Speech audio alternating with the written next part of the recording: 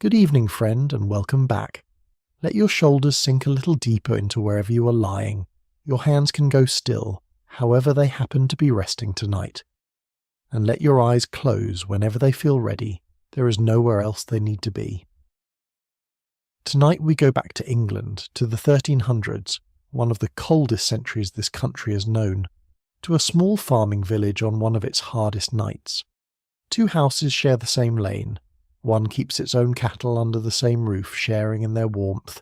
The other has almost nothing but a fire and each other.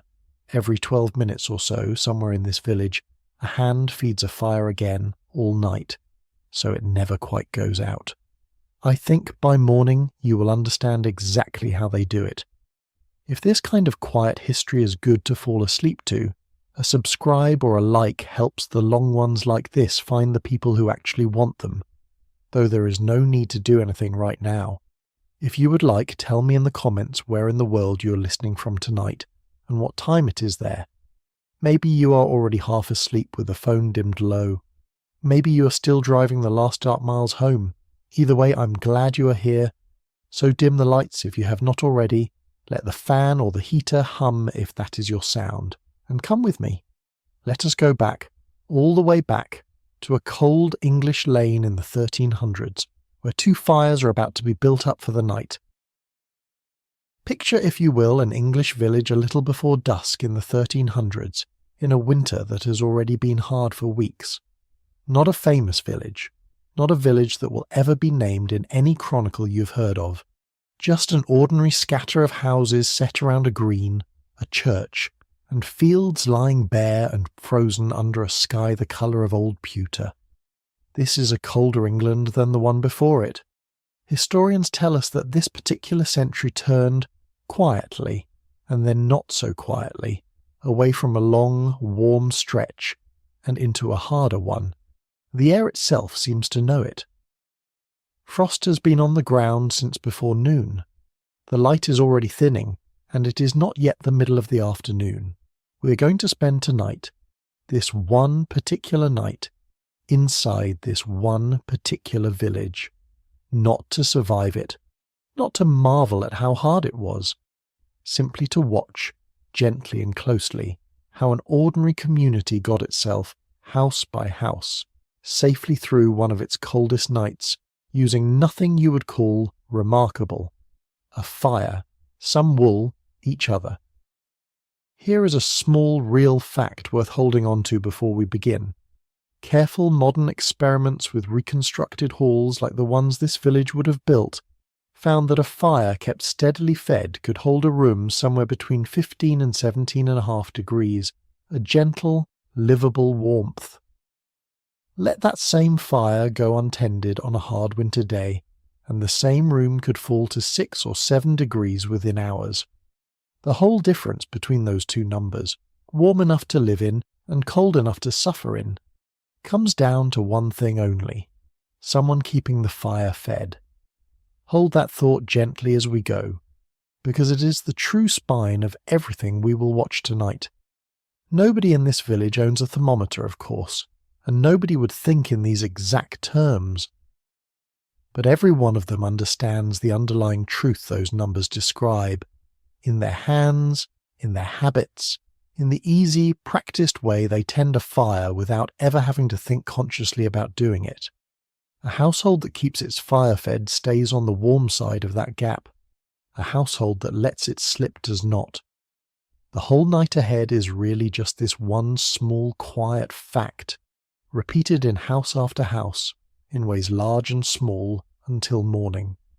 Consider too what this village does not have, on a night like this one, that a much later household would take entirely for granted. No piped water, no glass in most of its windows, no coal delivered to the door. Its comfort tonight will be built entirely from what its own hands can gather, tend and share, wood, wool and one another, and from centuries of quietly accumulated knowledge about exactly how to use them well. That is what tonight is really about. Not one fire, but many small, unhurried acts of tending, repeated house after house, hour after hour, until morning. This whole century sits at the hinge of a colder turn. For a long stretch of centuries before it, England had known what historians now call a warm period. Mild winters, generous harvests, the kind of climate that let a village like this one grow comfortable in its habits. Since roughly the 1290s, that warmth has been quietly slipping away, the seasons growing harsher, the winters less forgiving, the margin between a good year and a genuinely hard one growing thinner with every passing decade. Nobody in this village would use a phrase like Little Ice Age. They would simply tell you, if you asked, that the winters their own grandparents remembered were not quite so hard as this one, and leave it there. Look at the village itself for a moment, laid out the way villages like this one nearly always were. A green at its centre worn bare by generations of feet and carts, a scatter of houses set back from it in a loose unplanned row, each with its own toft, its own little yard and garden plot, running back from the house toward the fields beyond. The church, small and stone-built, standing a little apart, its stone walls the one truly permanent thing in a village otherwise built almost entirely of timber, clay and straw. Beyond the houses, the fields and pastures themselves lie bare and frozen now under a whitening sky, waiting out the winter the same way the village itself is about to. Smoke is rising now from more than one roof along this row, thin, grey, unhurried, catching the last of the light as it climbs. It is, in its own quiet way, the truest sign this village can give that it is still, house by house, keeping itself alive. Where there is smoke tonight, there is a fire being tended. Where there is a fire being tended, there is a household about to get itself gently and deliberately all the way through to morning. None of the households along this lane have anything a much later century would recognise as heating. No piped warmth, no coal delivered by cart, no switch to reach for in the dark. What they have, every single one of them, is a fire built from wood they gathered themselves, or wood they hold a right to gather, and the plain, practised knowledge of how to keep that fire alive through the coldest hours, without either wasting it or losing it. This knowledge is not written down anywhere. It does not need to be. It passes from a mother's hands to a daughter's, from a father's to a son's, so completely and so early that nobody in this village would ever think to call it knowledge at all. It is simply what everyone here already knows.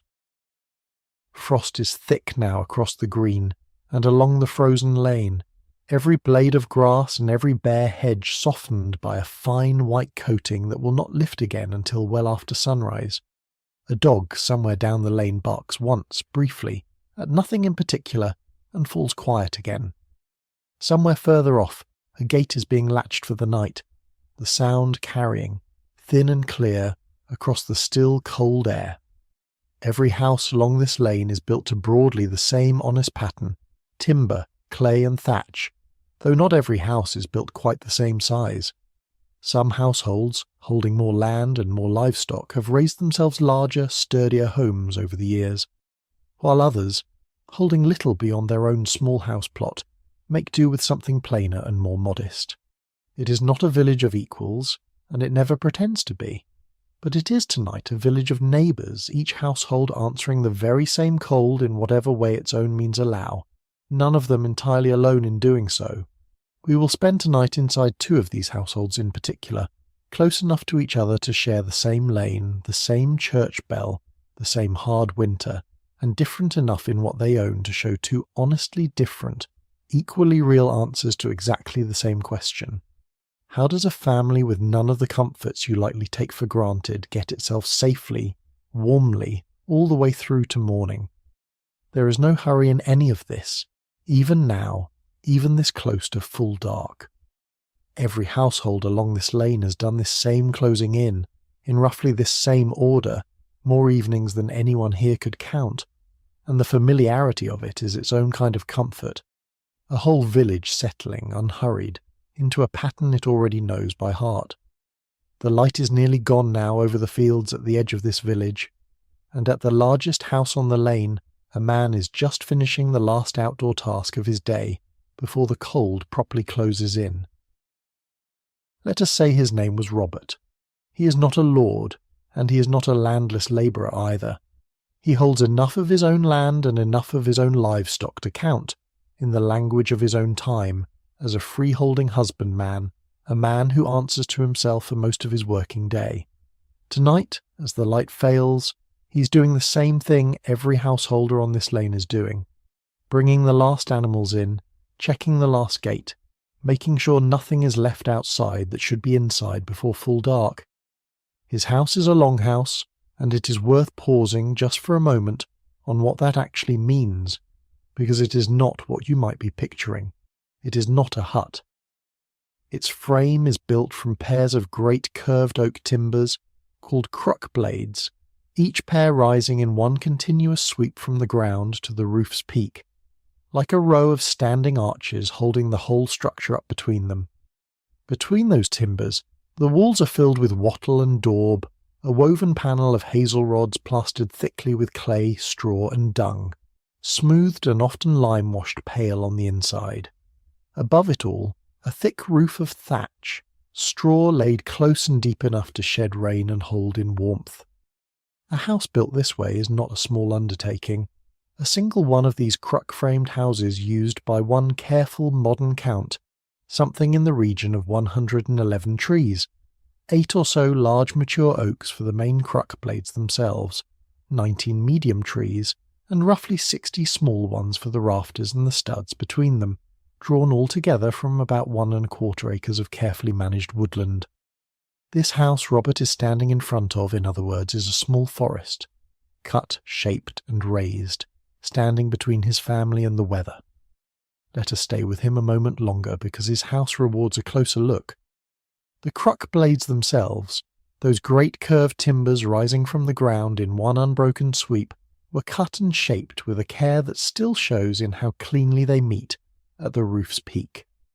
Between them, the wattle panels, woven from hazel rods, were plastered thickly with a daub worked from clay, chopped straw, and a little dung, smoothed by hand until the wall itself felt almost like stone to the touch, and then, on the inside at least, given a thin coat of lime wash, pale and clean against the darker timber.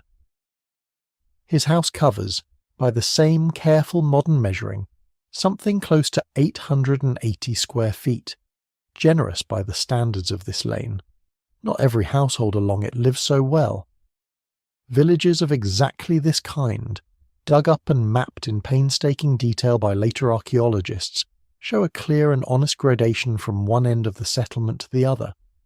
The better provisioned families, holding enough land and enough livestock to matter, kept the larger longhouses set along the better rows. The poorer households, holding little beyond their own house plot, made do with smaller, plainer huts set apart from them. Robert's family sits toward the fortunate end of that scale, and he knows it, in the same quiet, unremarked way a man simply knows the shape of his own life. It is not a fact he dwells on. It is simply the ground he stands on, the same way the frost underfoot tonight is simply the ground everyone in this village stands on, regardless of whose house happens to be larger. The roof above him, thick with straw thatch laid close and deep, has its own small opening near the ridge, fitted with a modest lantern-like vent to let the coming evening smoke escape, while keeping out the worst of the weather. There is no chimney here in any later sense, no brick flue climbing neatly through the roof. There is simply a hole carefully placed, doing patiently and imperfectly the one job it needs to do. Inside, the single main room runs the length of most of the house, open to the roof timbers high overhead, the great curved crook blades visible against the dark thatch like the ribs of some large patient animal holding the whole structure up. It is not a grand space by any later measure, but it is a considered one, every part of it built with real skill and real care, by hands that understood exactly what a house in this climate needed to do. The family's straw pallets are gathered now toward the quieter end of this same single room, close enough to the hearth to hold its warmth through the night, far enough from the day's constant traffic to feel, once the evening's gathered hour has run its course, like a settled place of rest.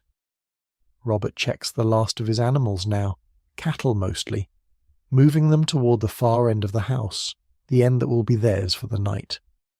We will come back to exactly why that matters a little later, because it is one of the warmest small facts this whole night has to offer. The floor beneath his feet, as he moves between them, is nothing so grand as stone. It is beaten earth, packed hard by years of the same footsteps, swept clean this very morning the way it is every morning, because a household like this one, whatever the old stories like to claim about medieval filth, keeps its floor as carefully as it keeps anything else it owns. For now it is enough to know that the animals are coming in, the light is nearly gone, and inside his wife has already built the day's fire a little higher than it has been since morning. He can smell it now faintly through the door, wood smoke and something warm cooking, the first real promise of the evening still to come. He latches the last gate, checks it once with a practised hand, and turns finally toward his own door, the cold already biting harder now that the light has properly gone. Somewhere behind him, in the dark beyond the yard, the fields lie bare and silent, waiting out the winter the same patient way they always do. His breath shows now in the last of the light, small pale clouds that vanish almost as quickly as they form, and his hands, roughened by a whole day's outdoor work, ache faintly in the way hands do at the end of a hard winter's afternoon. It is not an unfamiliar feeling. It is simply the last small price of the day, paid gladly enough, given what waits for him on the other side of his own door. The threshold itself is worn smooth by years of exactly this same crossing.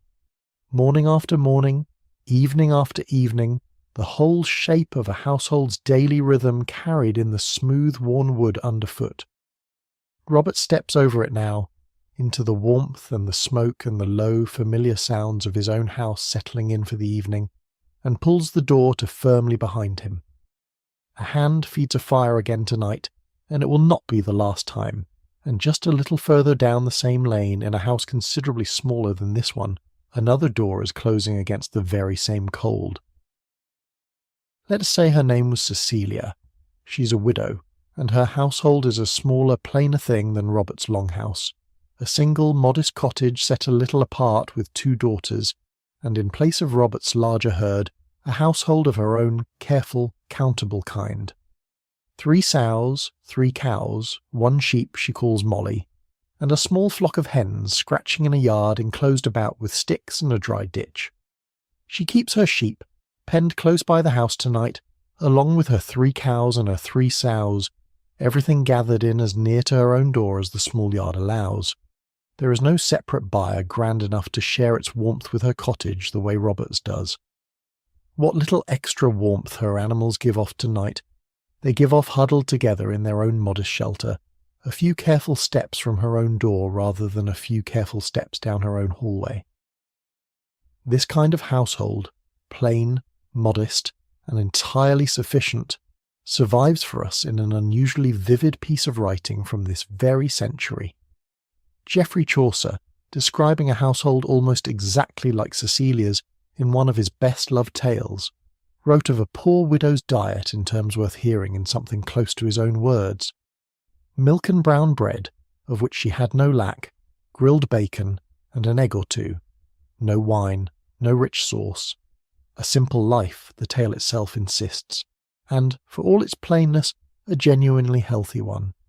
Cecilia's cottage does not have a longhouse's grand cruck frame, or its attached byre full of cattle, breathing warmth through a shared wall. What it has instead is smaller, tighter, more carefully managed. 1 room, 1 fire, 2 daughters who sleep close against her for exactly the reason you would expect. There is very little space here to waste, and even less warmth to let escape unused. The cottage itself is built the same simple way as nearly every house on this lane, a timber frame filled with wattle and daub, a roof thatched thick enough to hold what warmth the household can make. It is simply smaller, a single bay where Robert's longhouse runs to several, its floor no less carefully swept, its walls no less carefully lime-washed pale, everything about it built to the same honest standard, only at a more modest scale. The yard beyond her door, enclosed about with sticks and a shallow dry ditch, holds her small flock of hens for the night, safely shut away from whatever might otherwise trouble them in the dark. And yet, watching her move about her small kitchen, as the light fails outside her one narrow window, there is nothing here that reads as misery. This is simply how a modest household of this century keeps itself fed and warm on considerably less than its neighbours. Sufficiency, not scarcity, is the word her own century would likely have chosen. Chaucer's tale certainly chose it.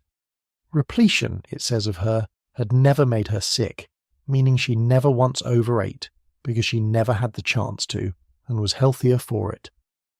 Her elder daughter carries in the last of the evening's water now, and her younger stands close by the door, watching for the first hint of the dark that will soon send her too in toward the fire. There is a particular rhythm to a household this size, everyone's tasks fitting neatly around everyone else's, nothing wasted, nothing left undone, because there is simply nobody spare to do it if it is not done now. Cecilia herself has run this household alone since she lost her husband, and it has shaped, in small and steady ways, how carefully everything in it is used. She has grown into a woman entirely capable of managing every part of this small holding on her own, from the animals to the fire to the household's own daily needs. Nothing is thrown away that might still serve a purpose. It is not hardship exactly, or not only hardship. It is simply the particular, practiced thrift of a woman who has learned, over years of managing on her own, precisely how far a little can be made to go, and how to make every small thing in this household count for something. Her 3 sows have earned their keep well this year, and her 3 cows besides, giving milk enough for the table and none of it wasted. Her sheep, penned close by, gives wool she cards and spins herself through evenings very much like this one, turning it, slowly, into more of the wool that helps keep this household warm through winters like this one. Nothing in this small holding is idle. Everything, in its own quiet way, is already working toward getting this family through the winter, each small creature doing its own small part alongside her own 2 hands. Her hens, fewer in number than Robert's larger flock but no less carefully tended, give what eggs they can manage even through the leaner months. A small, welcome addition to a table that otherwise leans heavily on bread and milk, and whatever the pottage pot holds that day. It is not abundance, by any measure a much later century would recognise, but it is enough, arranged with real care, to keep 3 people fed and reasonably content through a hard winter, and that, on a night like tonight, is precisely the point. Her cottage's single room is smaller than Robert's hall. Its walls a little closer, its ceiling a little lower, but it holds the same essential shape every house on this lane holds, a fire at its centre, a table nearby, and, at the far end, a corner where the beds are made up each night. There is nothing here that reads as lesser. It is simply built to a smaller, more economical scale, exactly matched to what this particular household actually needs. Watching her now, moving easily between the fire, the table, and the door, there is nothing hesitant or uncertain in how she manages her small household. This is a woman entirely at home in the shape of her own evening, every task familiar, every corner of this small cottage exactly where she left it the night before, and the night before that, back through years of nights very much like this one. Her hens are settled now too, shut safely into their small corner of the yard against whatever might trouble them in the dark, and her sheep, her cows, her sows are penned close together for warmth of their own, huddled the way animals left to their own instincts always do on a night this cold. She checks them once, quickly, by the day's last light, a habit as automatic to her as banking her own fire will be a few hours from now. There is a steadiness to how she moves through this last part of the day, unhurried despite everything still left to do, because unhurried is, in the end, the only sensible way to do it. A cold evening rushed through, carelessly. Is a cold evening more likely to end in a dropped pot or a forgotten latch? Cecilia has learned, the way anyone managing a household alone eventually learns, that slow and steady gets her further and gets her there safer than anything done in a hurry. We will spend real time in her house tonight, alongside Robert's, because this whole night is really a story about two different answers to the exact same cold. But first, before either fire is properly built up for the evening, both households have one more small task to finish. In both houses now, at very nearly the same hour, a door is being drawn to and secured for the night. It is such a small, ordinary action that it would be easy to miss its weight entirely.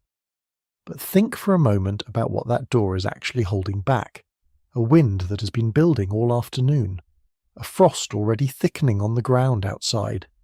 An entire cold, dark English winter night, kept for now on the far side of a few inches of solid wood. There is a particular sound to a door like this one closing on a night this cold, a low solid thud, then the settling scrape of a wooden bar dropped into its brackets, then, almost at once, a small and noticeable easing in the room, as though the whole house has quietly exhaled. Whatever the weather does now, out there in the dark, it will have to do it without this household's help. These doors are simple, heavy, planked things, fitted snugly enough into their frames that once barred, they hold firm against anything short of a truly determined shoulder. Beside each one, a place is kept for whatever outer garment was worn for the last outdoor task of the day, ready and waiting for the cold walk out again come morning. There is a kind of ceremony to it, small and unremarked as it is. Every household on this lane performs it in almost exactly the same order, every single evening of the year, though never quite so deliberately as on a night this cold. The door first, then the animals checked a final time, a hand run along a flank or a gate latch tested twice rather than once. Then, and only then, does anyone properly turn their attention to the fire and to the long warm hour that is finally, after a whole day's work, entirely their own. In Robert's longhouse, this last check falls to Robert himself tonight, moving once more along the byre's partition, making sure every gate and hurdle is properly fastened before he too turns fully toward the fire. Down the lane, Cecilia bars her own door at very nearly the same moment. A smaller door on a smaller house, but drawn to and secured with exactly the same care. She checks the shuttered window next. A simple wooden panel fitted snugly over the narrow opening, pressed firmly into its frame against the wind now beginning to find every gap it can along this lane. Her own animals are close by now too, penned just beyond her small yard, near enough that she can hear them settling as she works. A soft, reassuring sound that tells her, without needing to look, that everything outside her door is exactly as it should be. It is a smaller comfort than the shared warmth of a full byre under one's own roof, but a real comfort all the same, the simple knowledge that everything in her care is accounted for, safe, and settled for the night. There is something quietly companionable in knowing, even without seeing it happen, that every household along this same row is closing its own door at very nearly this same hour, each one performing this same small sensible ritual entirely on its own, and yet, in a real sense, entirely together. A village is not only the houses themselves, it is this too, the shared rhythm of an evening lived, in its broad shape, almost identically behind every one of these closed doors. A neighbour passing on some last errand might catch, through a gap in a shutter, the warm flicker of a fire just being built up, or hear, faintly, the low murmur of a family settling in for the evening. It is not a private world exactly, this small lane of houses. It is more like a single household spread across several roofs, each one drawing its own door closed at the same hour, each one turning toward the same fire, the same meal, the same long warm evening still ahead. Somewhere further along the row, past Robert's longhouse and past Cecilia's smaller cottage, other doors are closing too, other fires being built up, other families settling into their own particular version of this same ordinary evening. We will not visit every one of them tonight. 2 houses are enough to show the whole shape of it, but it is worth remembering, as we settle into them, that the same quiet ritual is playing out right now behind nearly every door on this lane. A little further along still, past the last house on this side of the green, the fields themselves lie dark and waiting.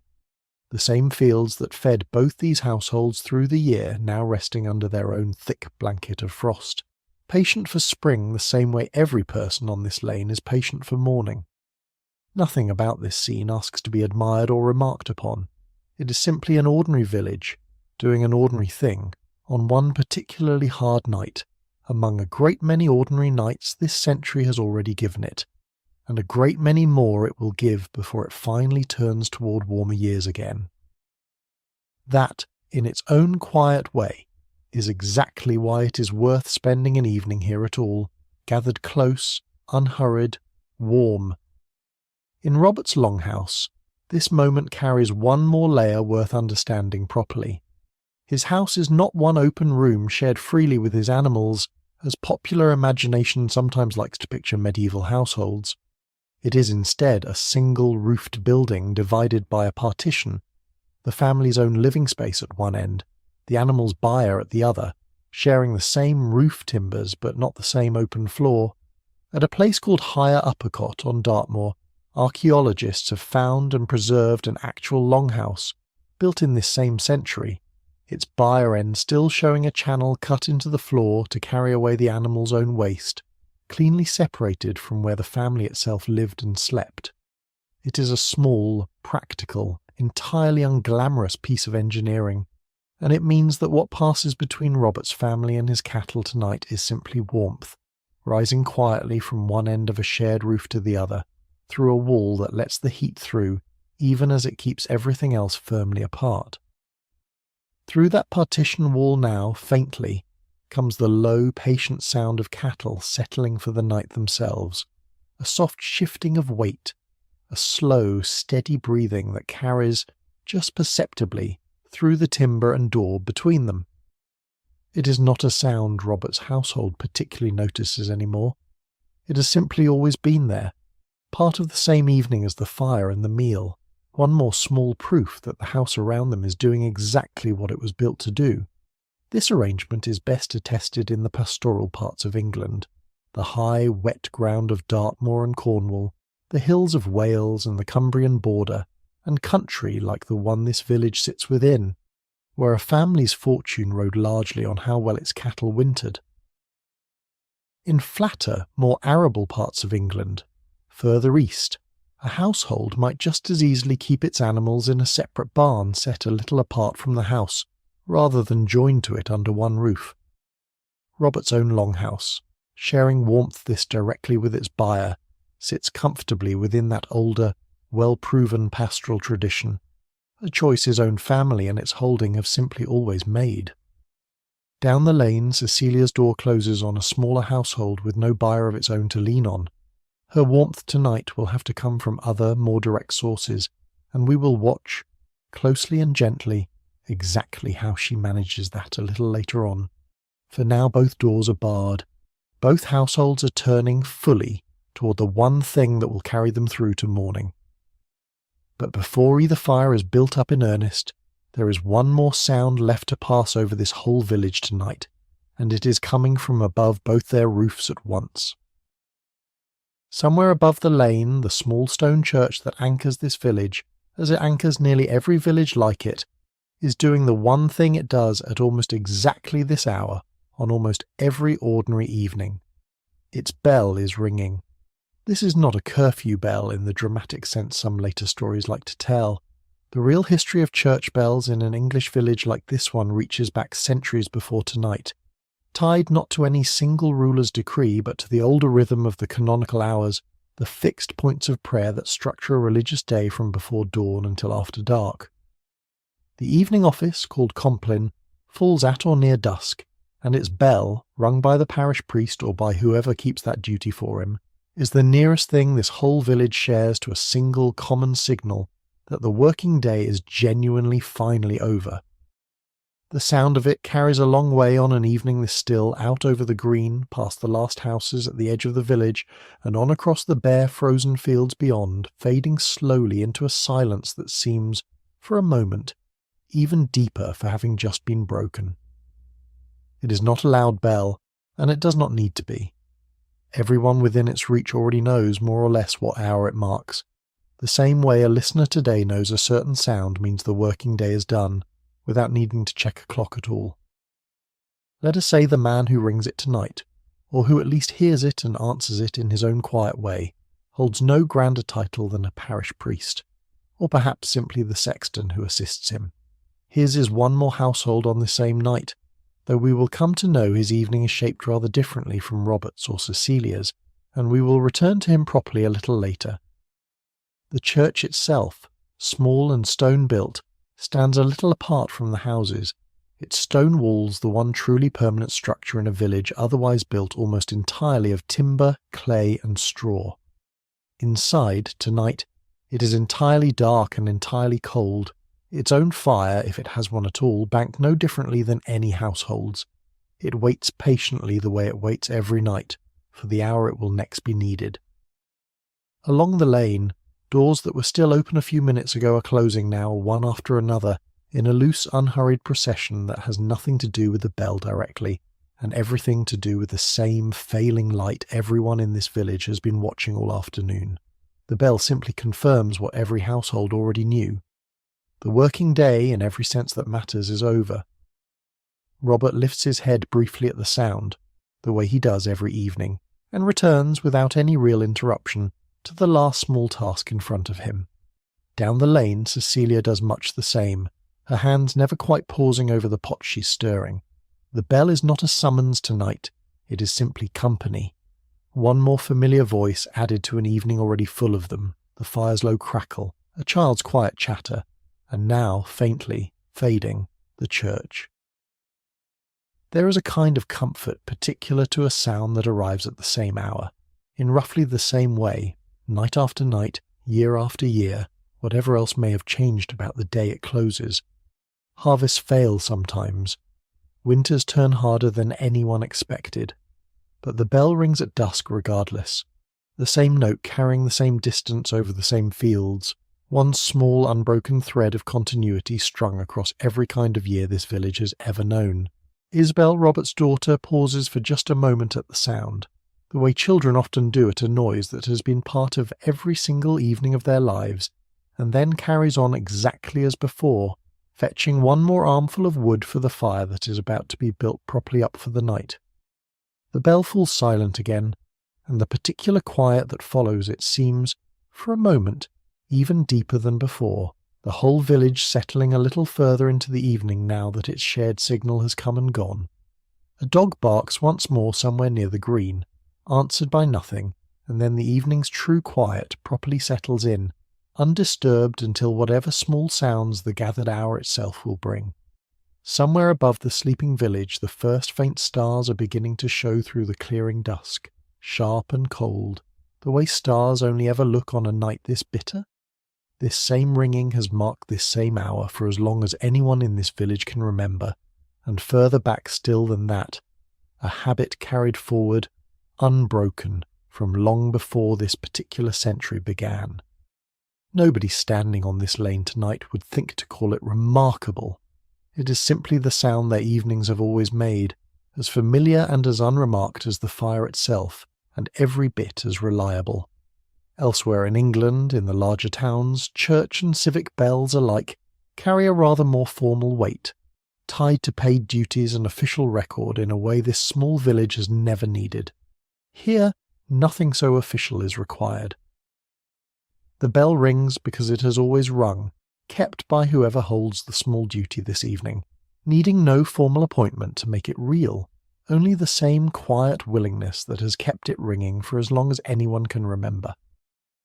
Generations of this village's households before Robert's own heard this same bell at this same hour, on winters very much like this one, in a village that has changed remarkably little in the shape of its evenings across all that time. It is one of the steadiest facts in a world that otherwise offers very few guarantees, the harvest uncertain, the weather harsher some years than others, but the bell, dusk after dusk, entirely dependable. Whatever else changes from one year to the next, this small, familiar sound does not. For now it is enough to notice what the sound of that bell actually does as it travels out over frozen fields and thatched roofs alike. It does not command anyone.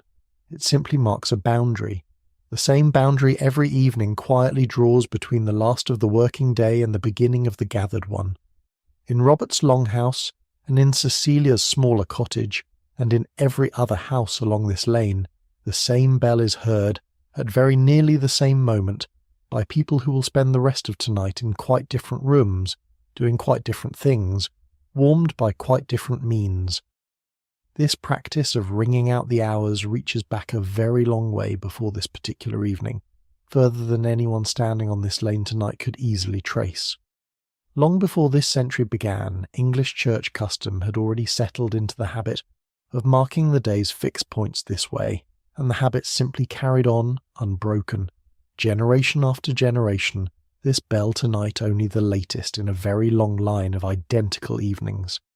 And now, in both houses we already know, it is finally time to do the one thing every single household on this lane is about to do at once: build the fire properly up for the night. Inside Robert's longhouse, the fire has been kept low and careful all through the working day, fed just enough to keep a bed of coals alive and no more, because fuel, as we will see a little later, is never simply free for the taking. Now, with the animal settled and the door barred, Agnes, Robert's wife, kneels beside it and begins to build it properly up. She holds a hand flat and still over the coals first, the way she always does, feeling for how much heat is already banked there before she decides how much wood to add. It is such a small, habitual gesture that she barely notices herself doing it. A hand warmed for a moment before it reaches for the next piece of kindling, the coldest part of the evening's chores already quietly behind her. The hearth itself sits at the very centre of the main room, open on the packed earth floor, the ground beneath it worn hard and blackened by years of exactly this same fire, lit and banked and relit again, evening after evening, for longer than this particular house has even stood in its current form. It is, in every sense that matters, the true centre of this household, the point every other part of the evening quietly arranges itself around. There is kindling already laid ready beside it, small dry twigs and split shavings kept carefully apart from the household's main store of firewood, gathered and set by earlier in the day precisely for this moment. Agnes builds from these first, coaxing a small eager flame up out of the day's banked coals, feeding it patiently until it is confident enough to take the larger pieces of wood waiting nearby. There is no chimney here, not in the sense a much later house would have one. The fire itself burns in the open, on the earthen floor at the centre of the room, exactly where it has burned every evening this household can remember.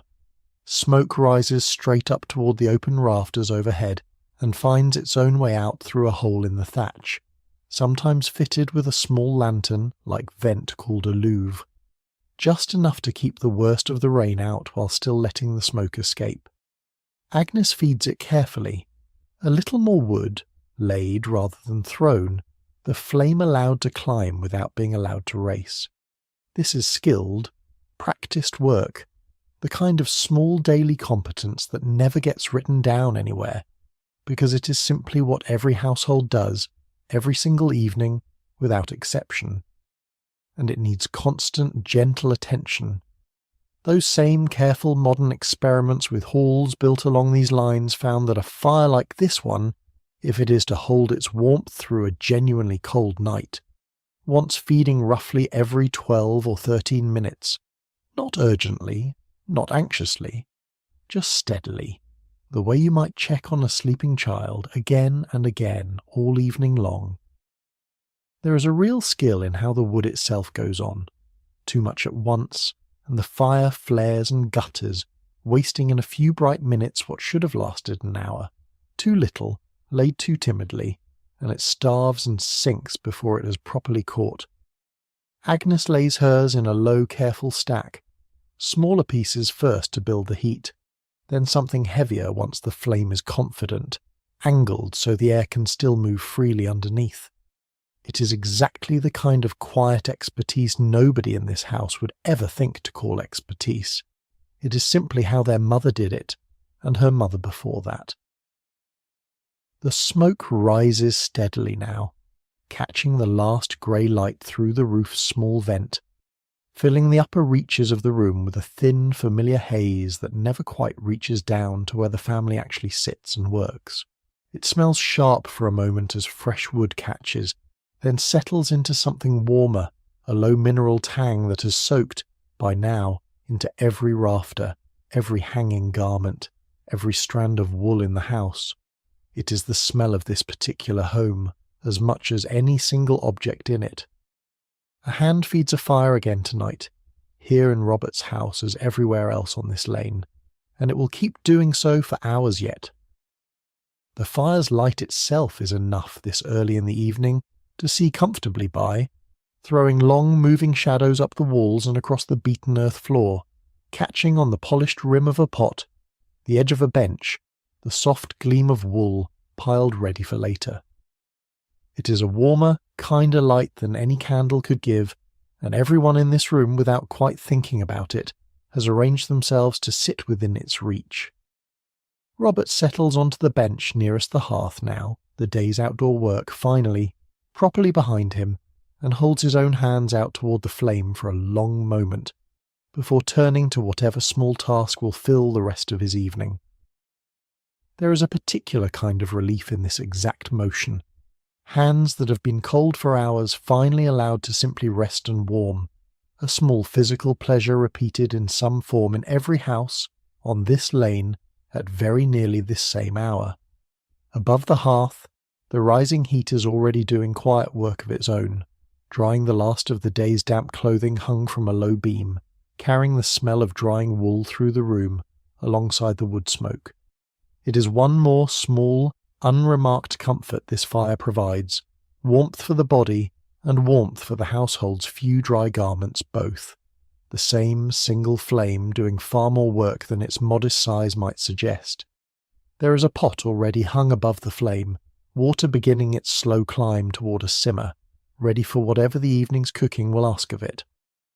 Agnes checks it once, adjusts it a little higher to slow its heating, and returns her attention to the fire's own steady climb, everything in this small routine happening in an order so familiar she barely needs to think through any of it.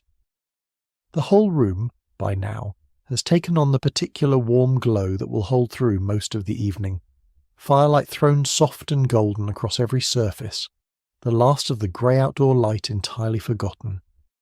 This is the moment, more than any other, when this house properly becomes what it is built to be, a genuinely warm, genuinely lit place to spend the long hours still ahead. The children have drifted back in from whatever last small task occupied them, drawn, the way everyone in this house is drawn, toward the one point of real warmth and light the evening now offers. Robert's younger settles on the floor nearest the hearth, close enough to feel its heat directly on small cold hands, and simply watches the flame for a while, the way children have always watched fires, with an attention that asks for nothing beyond the watching itself. Down the lane in Cecilia's smaller cottage, the very same small ritual is happening, with considerably less fuel to work with, and considerably more care taken over every single piece of it. Cecilia's fire, once built up, does two jobs at once, the way a poorer household's single fire always has to. It warms the one small room her whole family shares, and it cooks their supper, both at the same time, over the same modest flame. Tonight, as most nights, that supper is simple, a thick pottage, likely peas or beans, whatever the season and her own small stores allow, thickened with oats or barley, given whatever flavour a scrap of saved bacon can lend it. Coarse bread alongside it, made from barley or a mixed grain flour rather than anything finer. This is, in the plainest sense, exactly the household Chaucer himself once described. Milk and brown bread, of which she had no lack. Grilled bacon and an egg or two. No wine, no rich sauce. It would be easy, hearing that list from a much later and much better fed century, to hear only what is missing from it. But that is not quite how her own century seems to have understood it. The tale that preserves her diet for us calls her life simple, yes, but also calls it healthy, even enviably so, precisely because it never tipped over into excess. She eats what she has, and what she has is, on an ordinary night like this one, genuinely enough. Her cottage smells this evening exactly the way a household like hers always does at this hour. Wood smoke first, the same low, constant note it is in every house on this lane.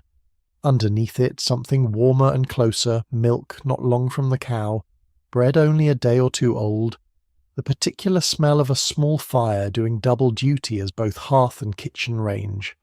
Her one narrow window, unglazed, is shuttered now against the cold, letting in nothing but a thin line of the fading grey light outside. Her two daughters sit close beside her at the one small table, close enough to the fire that its warmth reaches all three of them at once without any of them needing to say so. There is no waste here, of fuel or of food. There does not need to be. A full pot, a shared loaf, a fire that is doing exactly the work it needs to do, no more and no less. That is Cecilia's whole evening, and it is, on its own quiet terms, a complete one. The pottage itself has been simmering slowly over the fire for most of the afternoon, the same pot doing its quiet work while Cecilia moved between her other tasks, so that by the time full dark falls supper is simply ready, waiting, needing only to be ladled out. The bread beside it is a day or two old now, coarse and dense, the kind that holds up well dipped into the pottage's warm broth, softening at the edges, easy for a tired child to manage after a long day. There is a particular quiet to a meal eaten this way, 3 people and 1 fire and very little need for conversation, because the day's real news, such as it is in a household this small, has usually already been shared. What talk there is comes slowly, between spoonfuls, warm and unhurried, the kind of talk that fills a room without ever needing to fill a silence. The bowls they eat from are simple wooden ones, the same bowls this small household has used for years, each one worn to a smooth, familiar shape by countless meals exactly like this one. Cecilia's own bowl is a little larger than her daughter's, not from any particular privilege, but simply because a mother's portion, in a household like hers, is measured out last, whatever remains once her children are properly fed. There is milk left over from the day's supply too, kept cool in a covered jug near the door, poured out sparingly alongside the meal, a small daily luxury this household's own careful management makes possible even in the depths of winter. It is exactly the diet Chaucer once set down in his own words for a household like this one, milk and brown bread, of which she had no lack, and watching Cecilia's table now laid simply but sufficiently, it is easy to see precisely what he meant by it. Her younger daughter finishes first, as she nearly always does, and sits contentedly by the fire while her mother and sister finish their own portions more slowly. There is no impatience in the room, no sense of a meal rushed through to get to something else. This is, in its own right, one of the evening's genuine pleasures, unhurried, warm, entirely sufficient. Cecilia herself eats last and least, the way a woman managing a household this size on her own so often does, making certain her daughters are properly fed before she finally turns her own attention to what remains in the pot. It is not a sacrifice she would ever name as one. It is simply the order things happen in her house, so settled and so automatic that she would likely be surprised to hear it described any other way. The fire beside them does its own quiet double duty even now, the meal finished, the pot set carefully to one side to cool. Its warmth has not lessened at all with the cooking done. If anything, freed from holding a simmering pot above it, the flame climbs a little higher, filling the small room more fully, exactly the deliberate evening height every fire on this lane is built to at roughly this same hour. Outside, past the shuttered window, the last grey light has finally, fully gone, and the cold presses that much harder against the cottage's timber walls. Inside, none of the 3 sitting close around this fire feel it particularly. This is, after all, precisely what the fire and the walls and the whole considered shape of this small household are built to achieve, an evening spent warm and fed, whatever the night outside is doing. Cecilia banks the cooking fire down just slightly now that the meal is finished. Not fully, simply enough to slow its hunger for wood, while still leaving plenty of warmth in the room for the evening still ahead. It is a small, practiced adjustment, made without any real thought. One more piece of the same quiet competence that runs through everything else she does this evening. There is a particular satisfaction in a meal cooked and eaten this efficiently. One pot, one fire, nothing left over to spoil, nothing wasted in the making of it. Cecilia has grown genuinely skilled, over her years managing this household alone, at judging exactly how much to put in the pot, enough for 3, with perhaps a little held back for tomorrow's breakfast, never so much that anything goes to waste. Her elder daughter clears the last of the bowls, wiping each one carefully before setting it back in its place, while her younger daughter settles by the fire with a small piece of mending of her own, young enough still to need reminding sometimes, old enough now to want to help regardless. Between the 3 of them, the evening's remaining small tasks are finished quickly, and what is left for a while yet is simply the fire, and each other, and the particular unhurried piece of a household with nowhere else it needs to be. Up at the other end of the lane, in Robert's larger household, the same kind of meal is being served, if a little more generously. At Robert's table, the evening pottage comes out of the same kind of pot Cecilia's does, thickened with peas and beans and whatever grain the household has to hand, though there is, this household being a little better provisioned, a somewhat more generous hand behind the ladle tonight. Coarse bread again, and ale poured out alongside it, weak, home-brewed, safer to drink through a long winter than much of the water this village has access to, and a genuine source of warmth and calories in its own right. The table itself is a simple board, plain and sturdy, kept close to the fire for exactly this kind of evening. Everyone sits close together along its length, close enough to the fire that the coldest draughts of the room still working their way in around the shuttered window and the door's edges barely reach them at all. Bowls are wooden, worn smooth by years of exactly this same use, warmed briefly in each hand before the pottage goes into them. Robert eats slowly tonight, the way a man does after a full day's outdoor work in weather this hard, the warmth of the meal settling into him almost as gratefully as the warmth of the fire itself. It is, in its own unremarkable way, one of the small daily proofs that this household is managing well. A full table, a steady fire. Nothing here tonight that anyone need worry over. Tomorrow will ask its own share of work from him, as every day here does, but for this 1 hour at least there is nothing left to do but eat and be warm and let the evening carry him gently along with it. Agnes serves the pottage herself, moving from the pot to the table and back, making sure everyone's bowl is properly filled before she finally sits down to her own. It is a small, practiced choreography this household repeats every single evening, each person's role settled long ago into an easy, unspoken rhythm nobody has to think about anymore.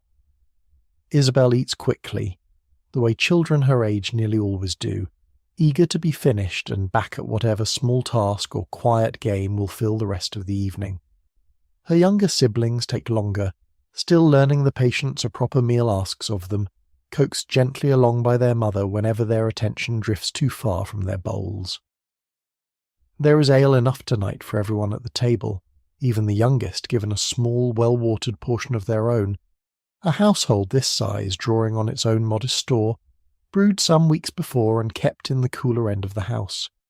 It is weak, mild stuff, more food than drink in the way this century understands it, and it does its quiet work alongside the meal, warming and filling in equal measure. The bread on this table came from the household's own store of grain, ground and baked some days before into loaves that will last, wrapped and kept dry for several days at a stretch, often barley or maslin, a mixed grain flour, rather than anything so fine as wheat alone. It is coarser than anything a much later century would think to serve, dense and dark and entirely filling, exactly the kind of bread a household doing hard physical work all day genuinely needs. Tonight's pottage carries a scrap of salted bacon through it, one of the small flavourings this household can call on when it has one to spare. A little extra warmth and richness worked into a meal that is, on most evenings, plainer than this. When the meal is finally finished, the bowls are gathered and set aside for washing, the table itself pushed back a little to open the room back up, and the whole household settles more fully into the fire's glow for the long, unhurried evening still ahead. The washing itself is a small task, done quickly at a basin near the fire, water warmed briefly over the same flame that cooked the meal. There is always warm water close at hand in a household like this one. The fire never truly idle even between its larger tasks, a small, constant convenience nobody here would think to remark on, because they have never known a house without it. Robert leans back for a moment now, the meal settled, the evening's real work still ahead of him, in the shape of whatever small repair or task he has set himself, and simply enjoys, briefly, the plain fact of being warm, fed, and safely inside on a night this hard. It is not a feeling he would put into words, it is simply there, in the ease of his shoulders, in the slow, unhurried way he finally reaches for his tools. Isabel and her younger siblings drift back toward the fire too, the meal's small formality already forgotten, each finding their own place close to the warmth, close to their parents, close to whatever quiet task or quiet play will fill the next stretch of the evening. There is no assigned seating to any of this, no particular order beyond whatever feels most comfortable tonight. The room simply arranges itself, the way it does every evening, around the one steady point of warmth and light at its centre. Agnes moves once more between the fire and the cleared table, satisfied that the evening's proper work can now properly begin, the meal behind them, the whole long gathered hour still ahead. It is, in its own quiet way, the household's favourite part of the day, though none of them would think to call it that outright. They simply know each evening exactly when it has arrived. The table is pushed back against the wall now, out of the way until morning, and the room opens up a little, space enough for everyone to settle wherever the evening's various small tasks call them. It is a simple house, but a genuinely comfortable one at this particular hour, warm, well lit by its own modest fire, and full of exactly the people Robert would choose to spend it with. Let us say their eldest daughter's name was Isabel, perhaps 11 or 12 years old enough now to be given real evening tasks of her own rather than simply being minded by the fire the way a younger child would be. Tonight she helps carry the bread to the table, and afterwards she'll sit close by the fire carding wool, the first small piece of work that will, in a year or two more, belong entirely to her. The meal itself is unhurried. Nobody here is rushing toward anything. This is, in its own way, the true centre of the whole evening, the one properly warm hour every member of this household has been working, all day quietly toward. Somewhere in this village, a fire is being fed again, so it never quite goes out, and this pot steaming gently over Robert's own hearth is one small warm proof of exactly that. When the meal is finally cleared away, there is one thing worth understanding before we go any further into this evening. Neither household, Robert's nor Cecilia's, is simply burning whatever wood happens to be lying about.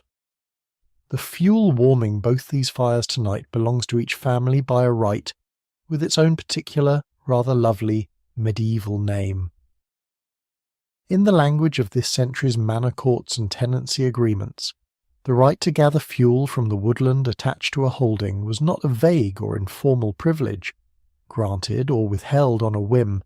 It was a named, formal, customary entitlement, called a stover's, drawn from an old French word meaning essentially what is necessary.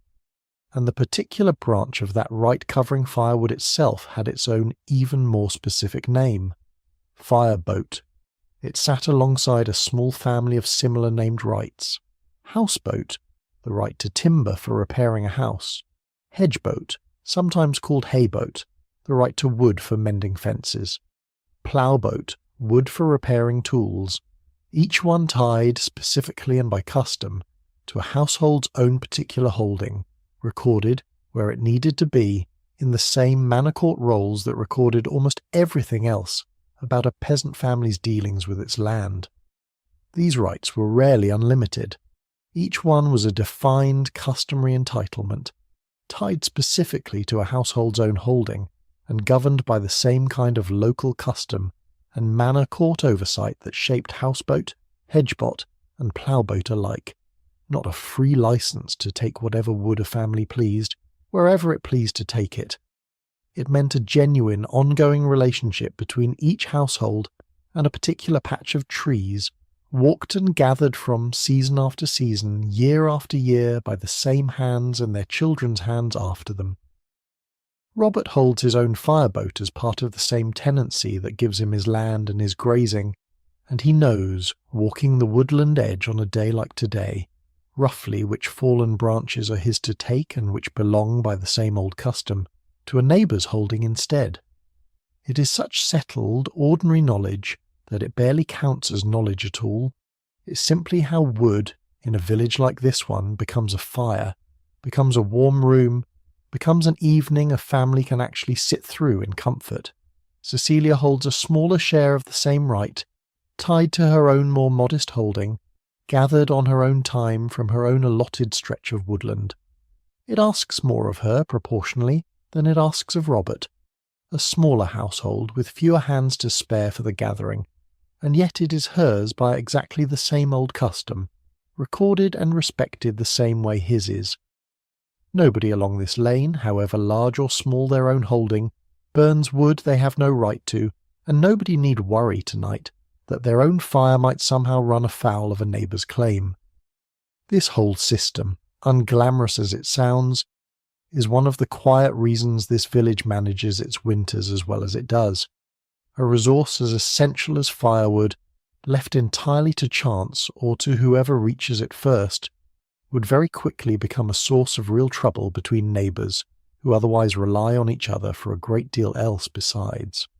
Fireboat, and the settled custom behind it, turns that same essential resource into something ordered, known, and fair, at least by the standards of its own time, one small piece of the larger, careful arrangement that keeps this whole, small community functioning through even its hardest season. The wood itself, once gathered, is stacked carefully near each house, kept dry under whatever shelter the household can spare for it, close enough to the door that fetching more requires no more than a few quick steps out into the cold and back. Robert's own stack is larger than Cecilia's, matching his larger household and his larger right, but both are managed with the same close attention, neither family willing to burn carelessly what took real effort to gather and holds real value against the weeks of winter still ahead. These same rights and customs are recorded where they need to be in the manor's own court rolls, alongside a great deal else about how this village orders its shared life, who owes which service to the Lord's own land, who holds which grazing right, who has right of way along which path. It is a settled, careful system, built up over generations, and fireboat sits comfortably within it, one small entitlement among many, but a genuinely essential one on a night as cold as this, and one that touches nearly every household along this lane in some form or other. Gathering itself happens across the whole year, not simply in a single autumn push before winter closes in. Fallen branches are carried home whenever a household happens across them, through spring and summer as much as through the colder months, so that by the time a night this hard actually arrives, both families are drawing on a store built slowly, patiently, over many months rather than gathered in any sudden hurry. It is one more small example of the same patient, forward-looking competence that runs through everything else this evening has shown us. There is a comfort, too, in knowing exactly where your own fuel came from, which stretch of woodland, which fallen branch, gathered by whose own hands. It is not an anonymous resource, bought and delivered by some stranger's cart. It is, in the plainest sense, a piece of this particular family's own effort, turned now into warmth, into light, into an evening a household can sit through in real comfort. Robert has learned, over years of walking that same stretch of woodland, exactly which trees belonged to which family's customary right, exactly which fallen branches were fair to take, and which had already been claimed by a neighbour's own gathering. It is knowledge passed the same quiet way nearly everything else in this village has passed, by walking the ground itself until the pattern of it simply becomes second nature. Cecilia holds her own family's share of this same right as a widow managing her holding alone. Walking the same stretch of woodland her own daughters will one day learn to walk in their turn. It is one more small proof of how thoroughly this village's whole arrangement depends on knowledge held not by any single distant authority, but by every household, generation after generation, tending its own small inherited portion of the whole, whatever that household's own particular size or circumstance happens to be. It would be easy to overlook a right this small and this ordinary, tucked away as it is in the same manor rolls that record far grander matters, who owes what service, who holds which customary right of Estover.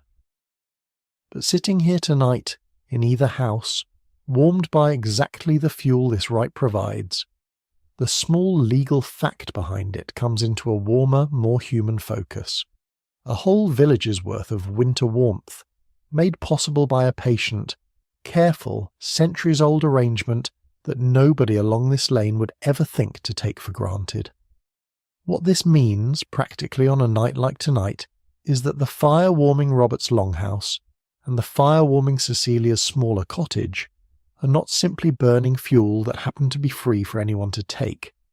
They are burning wood each household holds a genuine, inherited right to, part of the same fabric of belonging that ties each family to this particular lane, this particular village, this particular patch of England.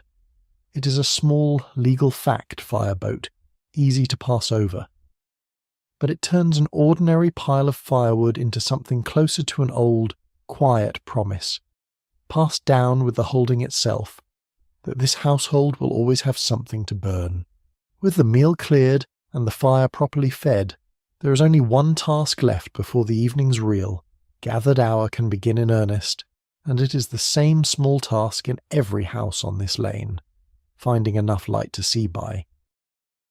Once the last daylight is truly gone, a household in this century has a genuine, careful choice to make about how it lights the hours that remain, because light, unlike the fire's warmth, is not simply there for the taking. It has to be made, and it has to be paid for one way or another. The cheapest option, and by far the most common in a household like either of these, is the rushlight. It costs almost nothing beyond a little labour.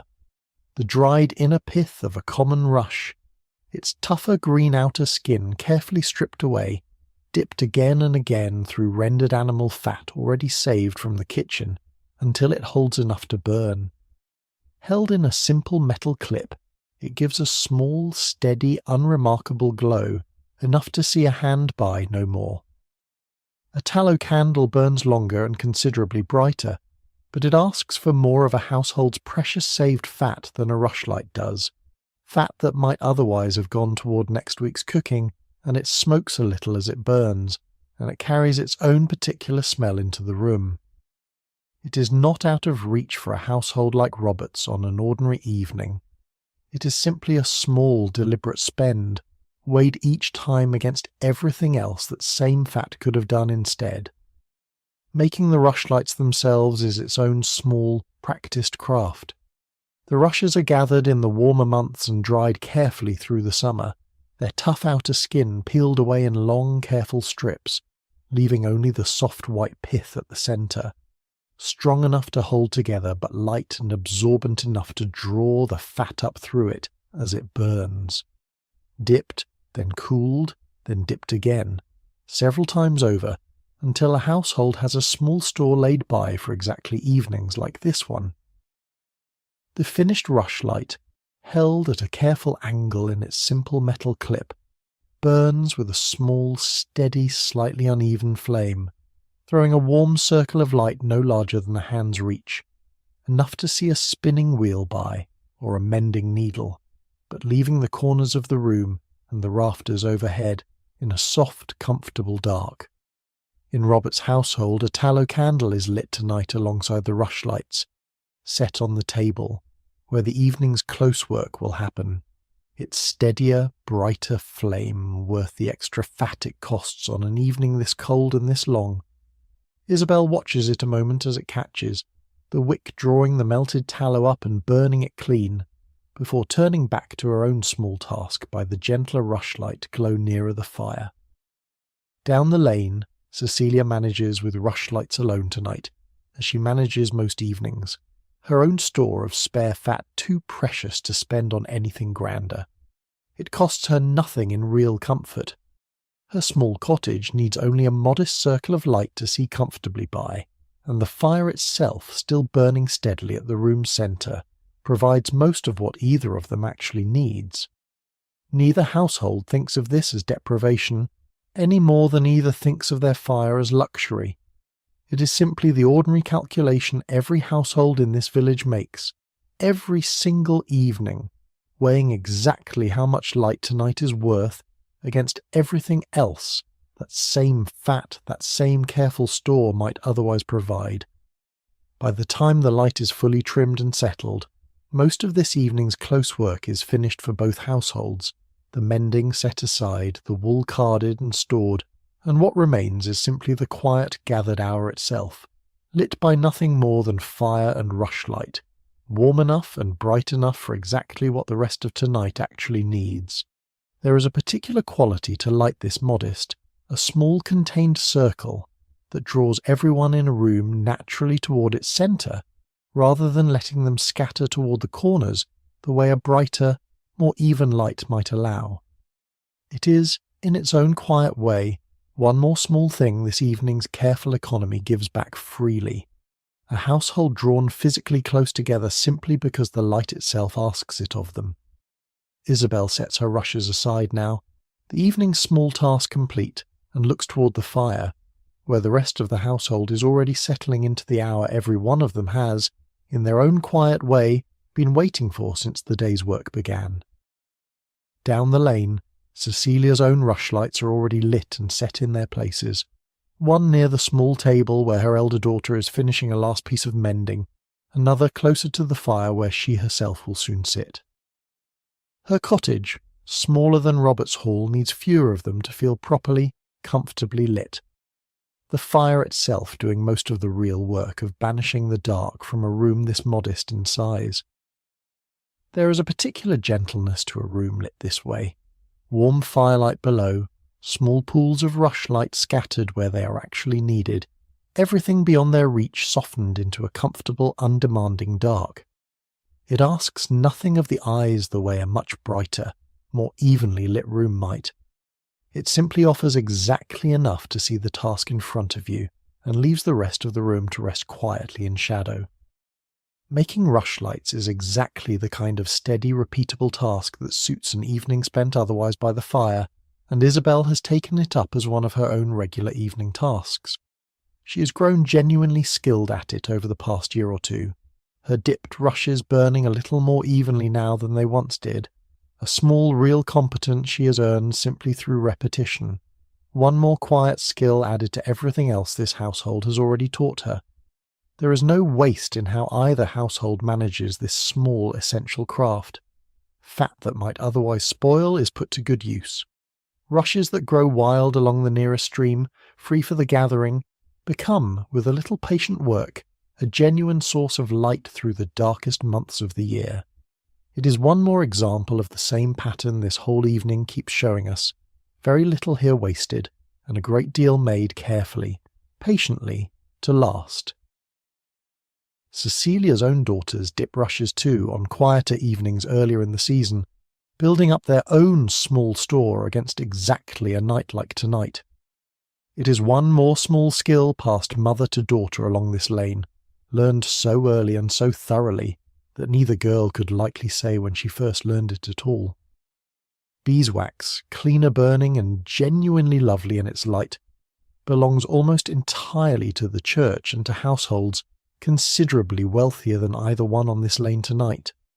Neither Robert's family nor Cecilia's will see it lit in their own homes this winter, and neither, on an ordinary night like this one, particularly expects to. Isabel sits close to the fire now, dipping a fresh handful of rushes, the same small unglamorous task her own mother did at her age, and her grandmother before that. It is by this modest, patient light, rushlight and firelight, and nothing grander, that both households now settle into the 1 hour of this whole evening they have genuinely been waiting for. This is the gathered hour, and it belongs, in this household as in nearly every household like it, mostly to the hands of the women who keep it. Agnes sits close to the fire now, wool gathered in her lap, carding it steadily, drawing the fibres straight and even before they can be spun. It is quiet, repetitive, entirely necessary work, the kind that simply does not stop because the sun has gone down. The wool itself came from their own small flock, sheared months ago in the warmer season, washed, dried, and stored carefully against exactly this kind of evening. Carding straightens it, draws every tangled fibre into the same gentle direction, so that later, at the spinning wheel, it will draw out smooth and even rather than lumped and uneven. It is slow work, a double handful at a time, and Agnes has done enough of it over enough winters that her hands barely need her attention any more, leaving the rest of her free to listen, to watch the fire, to simply be present in the room with the rest of her family. Her hands make a small, steady, rhythmic sound as she works, back and forth, one of the quiet, constant sounds of this particular hour in this particular house, alongside the fire's own soft crackle and the low murmur of everyone else's talk. It is not a sound anyone in this room would think to notice specifically. It is simply part of what an evening here sounds like, the same way rain on a roof or a kettle's building hiss becomes, over enough repetition, simply the sound of home. A poet of this very century, a man named William Langland, once put into words almost exactly what an evening like this one asks of a woman like Agnes. Woe in winter time, he wrote, and waking at nights, to rise to the bedside to rock the cradle, both to card and to comb wool, to patch and to wash. It is not a complaint aimed at anyone in particular. It reads, if anything, more like a simple, honest accounting of what winter genuinely requires of hands like hers, hour after hour, without ever quite stopping. And yet this is not a grim hour. It could not be further from one. This is warmth and company, and the low, comfortable murmur of a family with nowhere else to be, all happening at once, around the very same fire that is doing the rest of the evening's work besides. Somewhere in this house tonight a fire is being fed again, so it never quite goes out, and Agnes's hands, carding steadily on and on, are doing precisely the same kind of quiet, uncomplaining work. Robert, close by, is working on something of his own, a tool handle that has come loose, mended by firelight with the same unhurried patience Agnes brings to her wool. There is no division here between rest and labour, not in the way a much later century might draw that line. This whole hour is both at once, hands busy, bodies warm, everyone gathered close, nobody in any particular hurry to be anywhere else. This is the truest shape of what an ordinary winter evening asks of a household like this one. Not idleness, and not exhaustion either, but something steadier and warmer than either. A whole family occupied quietly together, each person's small task adding, in its own way, to the household's larger ongoing work of simply getting itself through the season. Agnes's carded wool will become thread by spring. Robert's mended handle will see another season of use. Neither task feels urgent tonight. Both simply happen, unhurried, by the same fire that is warming the room around them. Outside the wind has picked up a little, audible now as a low steady sound against the thatch and the shuttered window, but it reaches this room only as sound, nothing more, the house itself holding firm against everything the night outside is doing. It is one of the small, satisfying pleasures of an evening like this one, hearing weather that cannot actually touch you, warm and dry inside walls built exactly for this purpose. Langland's own words, woe in winter-time and waking at nights, describe a burden real enough that this channel has no wish to pretend it away. And yet sitting here now, watching Agnes's hands move steadily through their work, watching the fire hold its own steady light across every face gathered near it, what strikes hardest is not the burden at all. It is the sheer patient competence of it. A woman who has turned what winter demands of her into something close to rhythm, close to ease, simply through years of doing it well. Her own mother sat exactly this way, by exactly this kind of fire, carding exactly this kind of wool on countless winter evenings before this one, and passed the whole of it down, unremarked, the same way it will pass in time to Isabel, and to whichever daughter Isabel herself one day raises beside her own hearth. It is a long, unbroken line of women, each one holding it for her own portion of years, each one making it, in her turn, look this quietly manageable.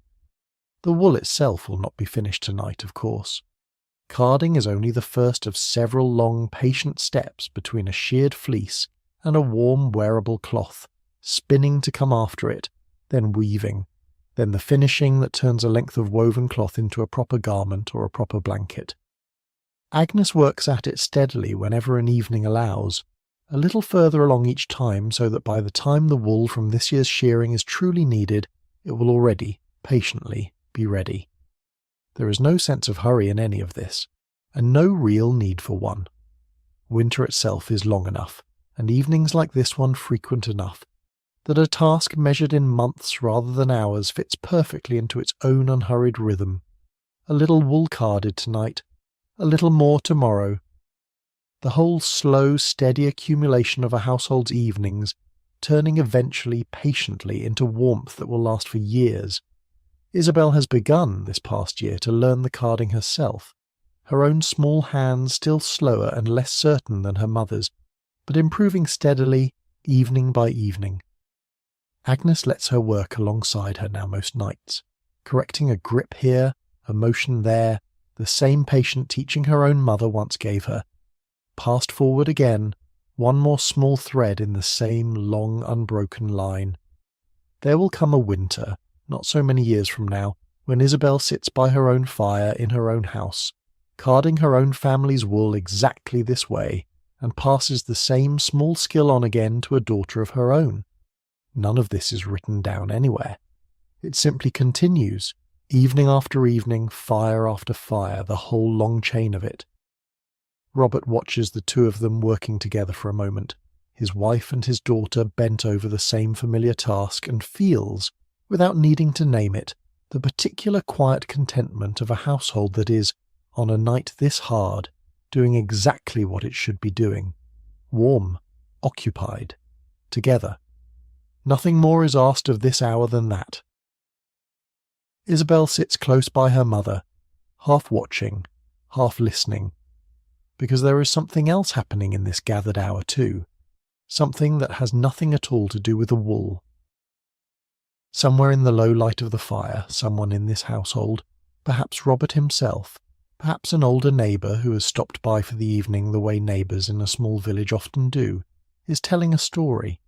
It might be an old one, told the same way every winter, its shape as familiar and as comforting as the fire itself. It might simply be a piece of the day's village news, passed from house to house the way it always is in a place this small, everyone's doings quietly known to everyone else. The younger children have stopped their own small tasks now, and drifted in close, leaning against whichever adult happens to be nearest, half listening, half simply enjoying the warmth of being pressed against someone larger and steadier than themselves. This too is part of what the fire is actually for tonight. Warmth for the body, and a single gathering point for the whole evening, everyone drawn toward the same small circle of light and heat, rather than scattered through a house that has, beyond this one room, very little warmth to offer at all. Stories told this way, by firelight, in a room this close and this quiet, have their own particular rhythm, unhurried, familiar, often returned to more than once across a winter, so that even the youngest listener knows, roughly, what is coming and waits happily for it anyway. There is comfort in that familiarity, the same comfort a well-worn path gives a traveller who has walked it many times before. Nobody here is straining to follow anything. Everybody already half knows the shape of where the story is going and simply enjoys, again, the going. Sometimes the voices rise and fall without anyone in the room following every word closely at all, a low, warm murmur filling the room the way the fire's own light fills it, present and comforting without demanding anything in particular from anyone gathered around it. A half-asleep child, or a half-asleep listener anywhere else, could easily let the actual words slip past entirely and lose nothing real by it. The sound alone is enough. Down the lane, in Cecilia's smaller cottage, much the same thing is happening on a smaller scale, her two daughters settle close beside her, listening to whatever quiet tale or half-remembered rhyme fills their own evening tonight. A household this size has fewer voices to fill a room, but the warmth of it is no less real.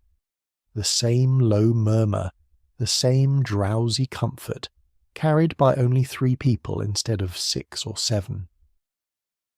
There is a particular kind of village news that travels this way, house to house, evening to evening, carried less by any formal messenger than by whoever last stopped at whichever door, a birth, a good haul from someone's fishing, a coming wedding, the small events that make up the actual texture of a shared life. By the time such news has passed through 2 or 3 households, it has usually softened at its edges, told a little differently each time, the way a story does when it belongs by now to everyone who tells it. The fire pops once sharply, a knot of wood finally giving way to the heat, and the youngest child in the room startles briefly, then settles again just as quickly, reassured by nothing more than the familiar shapes of the people around her. Somewhere in this house tonight, a fire is being fed again, so it never quite goes out, this time by Robert himself, reaching without pausing the story to add one more piece of wood to the flame. Nobody in this room is watching the clock, because nobody in this room owns one.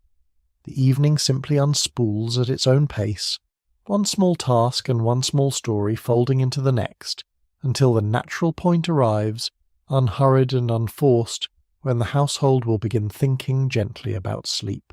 There is a particular kind of story that suits an evening exactly like this one, unhurried, familiar, more comforting in its telling than surprising in its content. A tale of a clever neighbour outwitting a greedy one, a half-remembered account of a saint's small kindness. Something about the weather and the harvest and the particular hardness of this one especially cold winter, told the way such stories always are, with a little exaggeration, a little warmth, and no real urgency at all. The younger children rarely follow every twist of it. What they follow instead is the shape of the telling itself, a voice rising and falling in the familiar cadences of someone who has told stories by this fire many times before, and the certainty, needing no explanation at all, that nothing bad is going to happen to any of them tonight, in this room, by this fire, surrounded by everyone they love. Down the lane, Cecilia has a story of her own tonight, told more quietly to a smaller audience, her 2 daughters leaning close against her on either side. Hers tends toward the practical rather than the fantastic, a memory of her own mother, a piece of village history from before either daughter was born, small true things passed down the same unhurried way a story is passed down in any house on this lane. There is a particular closeness to an evening spent this way, voices low, the fire doing most of the room's actual lighting, everyone gathered near enough to feel, as much as hear, whoever is speaking. It asks nothing more elaborate than presence, and a willingness to sit still a while, together at the end of a long day. Every household along this lane, in its own particular way, is doing exactly this at very nearly this same hour tonight. If you were to walk the length of this lane right now, which nobody sensibly would on a night this cold, You would find behind nearly every door some quiet version of the same scene, a family gathered close around its own fire, a voice telling some small story or sharing some small piece of news, hands still busy with whatever task the evening asks of them. It is, in its own modest way, the truest picture this whole village could offer of itself, not its fields or its church, but simply this, family after family, doing the same warm, ordinary thing at the same warm, ordinary hour. The fire in Robert's house settles a little lower now, the story or the news finally winding down, and somewhere close by, unseen through the partition wall, the household's own animals do their own quiet part in keeping this whole gathered scene as warm as it is. Isabel's younger sibling has drifted fully off now, small and warm against Agnes's side, the evening story having done exactly what it was meant to do. Nobody moves to wake the child properly. There will be time enough shortly to carry them across to their own bedding and settle them properly for the night. For now, this small sleeping weight against her side is simply one more part of the evening's quiet, gathered comfort. Midway through the telling, someone reaches without even quite pausing the story and lays another piece of wood carefully at the fire's edge. A fire is being fed again in this house tonight, exactly as it has been all evening, exactly as it will keep being fed for hours yet, so quietly and so habitually that nobody in the room even breaks the thread of what they are saying to do it. Just beyond the wall this whole family is sitting against, though. Something else in this house is doing its own share of the night's warming, and it has nothing to do with fire at all. On the far side of the partition wall, at the far end of Robert's longhouse, his cattle stand quietly in the dark, settled for the night much as the family itself is settling on the other side of the same timbers. This is the part of the arrangement worth understanding properly, because it is easy, without meaning to picture something far less considered than what actually stood here. This is not one open room, family and animals loosely sharing the same floor. It is a single, roofed building, carefully divided, the family's living space at one end, the byre at the other, joined by shared roof timbers but kept firmly apart by a partition. At higher Uppercott, the Dartmoor longhouse we have already met once tonight, archaeologists have found and preserved a longhouse from this very century, built along these same lines, its byre floor still showing the channel that carried the animal's own waste safely away from where the family lived.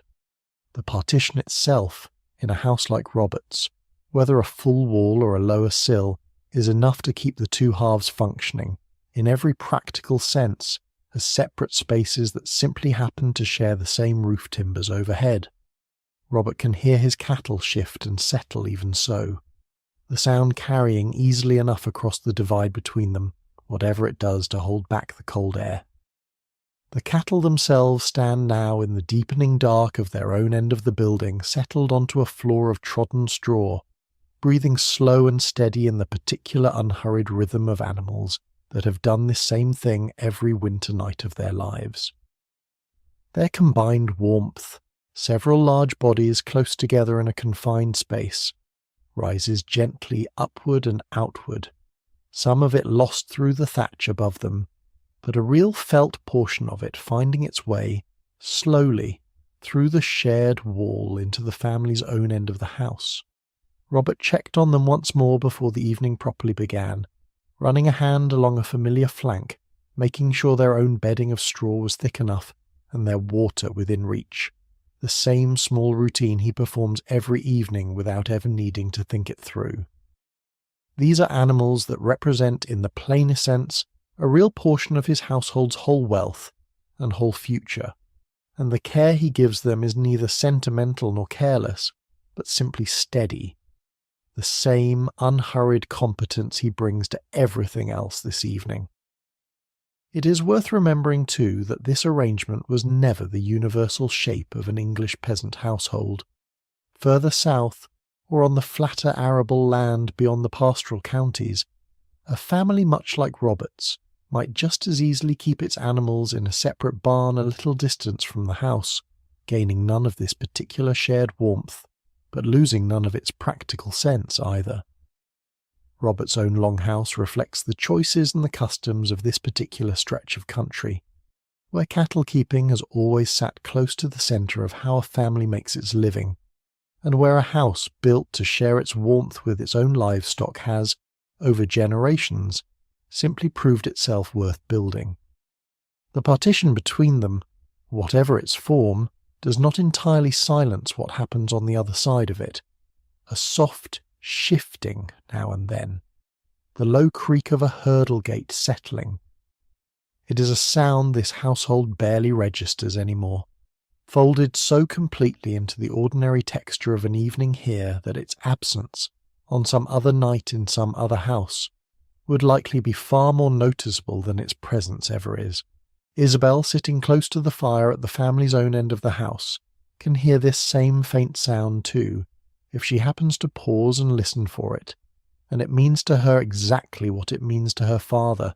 Nothing alarming at all, simply the ordinary evidence that the household's animals are settled and well, doing on their side of the wall precisely what the family is doing on this one. There is a kind of quiet partnership in this arrangement that runs deeper than the warmth alone.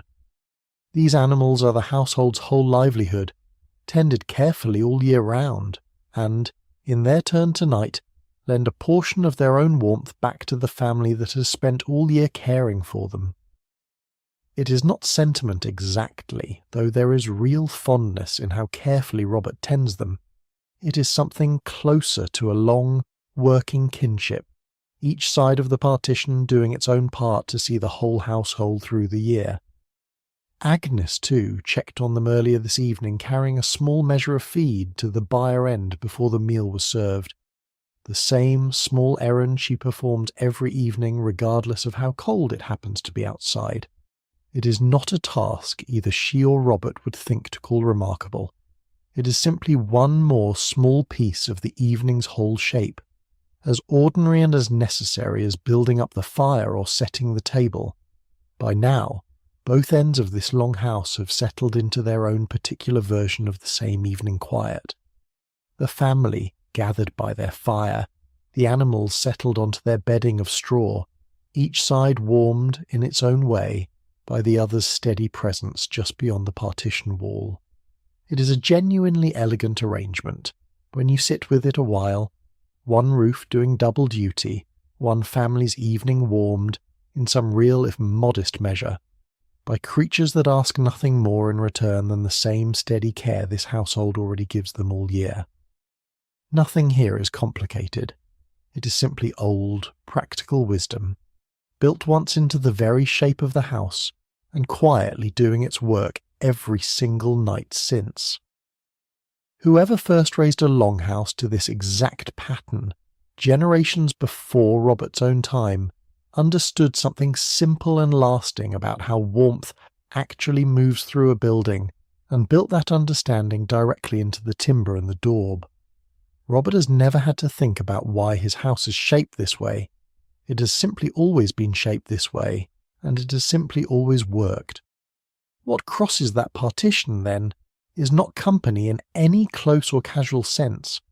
It is warmth, and warmth alone, rising quietly from the animal's own body heat, and passing gently through the shared wall and the shared roof space above it into the family's part of the house. It is not a dramatic amount of extra heat. It does not need to be. On a night this cold, even a small, steady contribution matters, the same way a single extra blanket matters, or a single extra body pressed close under one. This kind of arrangement was never universal across the whole of England. It belonged especially to households in places like Dartmoor and Cornwall and parts of Wales and Cumbria, where keeping cattle was central to how a family made its living. Robert's household, prosperous enough to keep this many animals and this larger house, benefits from exactly this kind of shared warmth tonight. Down the lane, Cecilia's smaller household has no byre at all to lean on, and gets through the very same cold by other means entirely. Cecilia's cottage has no partition wall dividing family from livestock, because it has no attached buyer to divide from in the first place. Her few animals, the 3 sows, the 3 cows, the 1 sheep she keeps and names herself, are housed separately in whatever small shelter her modest holding allows, close by but not sharing her own roof. What she has instead, on a night like tonight, is everything a smaller, plainer household has always had. Wool, layered as thickly as her stores allow, wrapped close around herself and her 2 daughters both. Bodies, gathered deliberately close together rather than spread across whatever space the cottage offers, because warmth shared this directly is warmth that is never wasted. And 1 fire, doing the full work alone that Robert's fire only has to share. Cecilia has learned, over her years running this household alone, exactly how to make 1 fire do the work of several. She keeps her small room's 1 door and its single shuttered window snug against every draught she can manage, stuffing the worst gaps with a twist of straw or an old scrap of cloth. She keeps the family close to the hearth rather than letting anyone drift toward the room's colder edges. She banks the fire a little higher than she strictly needs to before bed, knowing exactly how much of that extra warmth will still be there, held, by the time anyone actually needs it in the deepest part of the night. None of this is complicated. None of it requires anything her neighbours further up the lane do not also know. It simply requires doing it consistently, evening after evening, the same careful, unremarked competence Robert brings to his own larger household, applied here to a smaller frame with, if anything, even less room for waste. Her daughters have learned this same competence alongside her, the elder one already capable of managing the fire herself on the evenings her mother is occupied elsewhere. The younger one still learning, watching closely, absorbing the same quiet knowledge the way every child in this village absorbs it, simply by growing up close beside a hearth someone else is tending. Tonight, all 3 sit closer together than usual, the cold outside pressing a little harder against the cottage's single small window than it has in recent weeks. Cecilia notices this, the way she notices most things about her household's comfort, and responds the only way a household like hers can, not with more fuel than she has to spare, but with a slightly earlier bedtime, a slightly thicker arrangement of blankets, the same fire doing the same work but for a longer stretch of the actual sleeping hours. When the body's own warmth can do the rest of the job the fire alone cannot quite manage.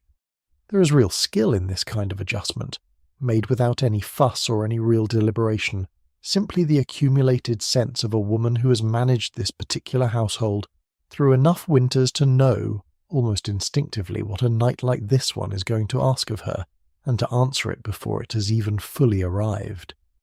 Her elder daughter has begun, these past months, to notice these small adjustments too, the earlier bedtime on a hard night, the slightly thicker arrangement of blankets, and to understand, without ever being formally taught it, that managing a household well is largely made up of exactly these small, unremarked decisions, made correctly, night after night, long before anyone else in the house even notices there was a decision to make at all. Both things, this whole village would likely agree, sit true at once tonight. A fuller pot and a fire shared with cattle down the lane is real comfort, earned by a household with more to draw on. A smaller pot and a fire shared only with 2 daughters, wrapped close under every layer this cottage owns, is real comfort too, earned by exactly the same kind of patient, careful competence, simply applied to less. Neither household would think to measure its own evening against the others. Each is simply doing tonight precisely what its own circumstances ask of it, and doing it well. Cecilia banks the fire a little earlier than Robert's household will, knowing her own smaller store of wood needs to stretch a little further, and settles her daughters that much sooner into the warmth already gathered under their shared blankets. It is a lesser evening in length, but not in comfort. It is simply shaped a little differently, the same warmth arrived at by a slightly different, no less careful path. Her younger daughter, drowsy now from the fire's warmth and the day's own tiredness, leans heavily against her mother's shoulder, half listening to whatever quiet talk still passes between Cecilia and her elder sister. There is nowhere else this small household needs to be tonight, and nothing further this fire needs to give them beyond what it is already steadily providing. Cecilia glances once more at her modest store of wood, set carefully by the hearth, enough, by her own careful reckoning, to see this fire through comfortably to morning without needing to add more than the evening's usual few careful pieces. It is a small private satisfaction, knowing her own household is provided for, however plainly, on a night as hard as this one. Her elder daughter yawns now, the evening's warmth and the day's own work finally catching up with her, and Cecilia notices, the way she notices most things about her small household, and begins, unhurried, to gather what will be needed for bed. There is no rush in it. The fire will hold a while longer yet, warm enough to see them comfortably through the last small tasks of the evening.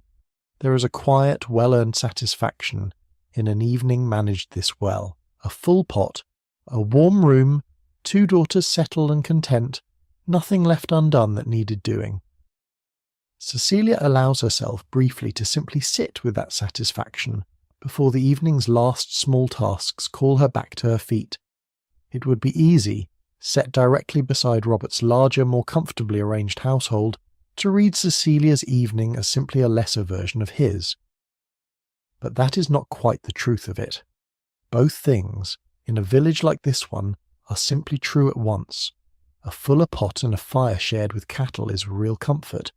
A smaller pot and a fire shared only with 2 daughters, wrapped close under every layer the household owns, is real comfort too, achieved by different means, asking a little more direct closeness of the people inside it, and giving, in its own quieter way, exactly as much warmth back. Cecilia settles her daughters closer to the fire now, one on either side of her, and there is nothing here that reads as want. There is only a household doing with what it has precisely what every household on this lane is doing tonight, getting itself gently and without fuss all the way through to morning. While both households settle deeper into their own particular version of the same evening, one more person in this village is only just beginning the part of his night that truly belongs to him. Up at the church, the priest, or perhaps the sexton who shares his duties, is doing something neither Robert's household nor Cecilia's will do tonight. He is preparing, in the deep hours still ahead, to rise again into the cold, for the sake of a duty that has nothing to do with fire or food at all. The canonical hours that structure a day like this one do not end at dusk. Long after Complin's bell has already rung and faded, there is a deeper night office still to come, called matins, kept, in religious houses and by devoted lay custom alike, somewhere in the small coldest hours before dawn. The church itself, unlike either house we have spent this evening inside, keeps no fire burning through the night. Its nave stands cold and dark and entirely empty, waiting for whoever will walk back into it in the depths of this same night to keep its own quiet watch. Whatever roof shelters him for these first few hours of the night, his evening carries one thing Robert's and Cecilia's do not: the near certainty of waking again, deliberately, into the cold, well before any natural stirring would otherwise call him. It is a discipline built entirely on habit and duty rather than on comfort, and it asks something of him that neither longhouse nor cottage asks of anyone sleeping soundly inside them tonight. There is no drama in how he prepares for it. A worn cloak set ready by the door, a small light kept trimmed and ready to carry. He settles for what sleep he can get now in the low hours before matins calls him, the way a man settles who already knows, with total certainty, that his own night is going to be interrupted, and has simply made his peace with it, evening after evening, for as long as he has held this small duty. It is easy, from the comfort of either household we have already visited tonight, to overlook this particular kind of keeping entirely. Robert and Cecilia both tend fires that ask for attention, and then, once banked, ask for nothing more until morning. The priest's own watch is not like that. It asks him to leave whatever rest he has found deliberately, in the coldest, darkest part of the night, for reasons that offer no warmth in return, only the quiet satisfaction of a duty faithfully kept. For these first few hours at least, his evening looks much like theirs right up until the moment it does not, right up until he rises again, alone, into the cold, while every other house on this lane sleeps on undisturbed. He has kept this same duty for years now, long enough that its particular shape, the early rest, the certain waking, the cold walk to the church door, no longer feels like sacrifice so much as simply the pattern his own life has settled into. There is a quiet dignity in this that this whole channel keeps returning to, in one form or another, wherever we go. Someone, in every world we visit, stays a little longer awake, or wakes again when everyone else does not have to, not for glory, and not even for particular notice, but simply because the task belongs to them, and because the rest of the village, whether it knows it or not, rests a little easier for their doing it. Nobody along this lane thinks of him as remarkable for it, and he would very likely be surprised to hear himself described that way at all. This is simply what his particular place in the village asks of him, the way Agnes's place asks her to mind the fire, and Robert's asks him to mind the byre. Every household here has its own small, unremarkable form of keeping. His happens to be the one that runs deliberately against the grain of everyone else's sleep. Whatever this evening holds for him, it is taken alone before he allows himself even the short, broken rest that is all his coming duty will permit. There is no one here to share it with him the way Robert shares his evening with Agnes and their children, or Cecilia shares hers with her daughters. His household tonight is simply himself, and the church he keeps watch over, and the long, cold hours still ahead of him before this particular night is done. And yet it would be wrong to call his evening a lonely one exactly. The whole village, in its own way, keeps him company without ever quite realizing it. Every banked fire along the lane a small silent acknowledgement that someone else tonight is also awake, also working, also doing exactly what this cold, dark night requires. He does not need to see any of those fires to know they are there. He has walked this same lane too many times at too many hours not to know it in his bones.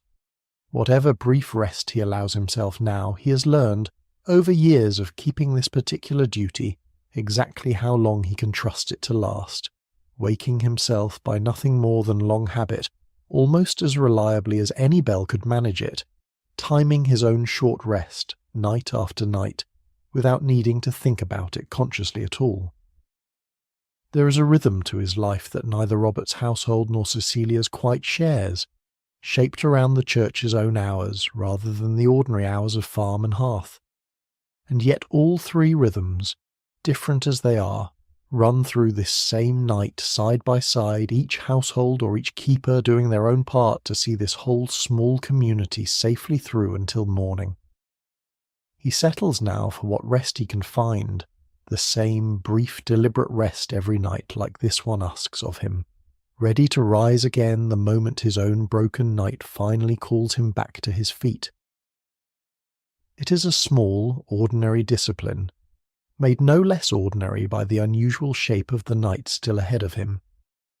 Down at Robert's longhouse and down at Cecilia's cottage, neither household gives much thought tonight to the church itself, or to the man keeping his own quiet watch nearby.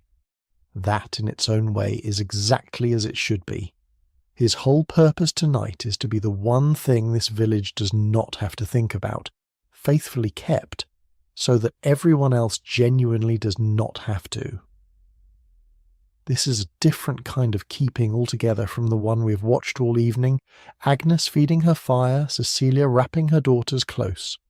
It asks for no warmth at all, only presence, and a willingness to be the one person in this whole village awake in the coldest, darkest hour of the night, for reasons that have nothing to do with comfort and everything to do with faithfulness.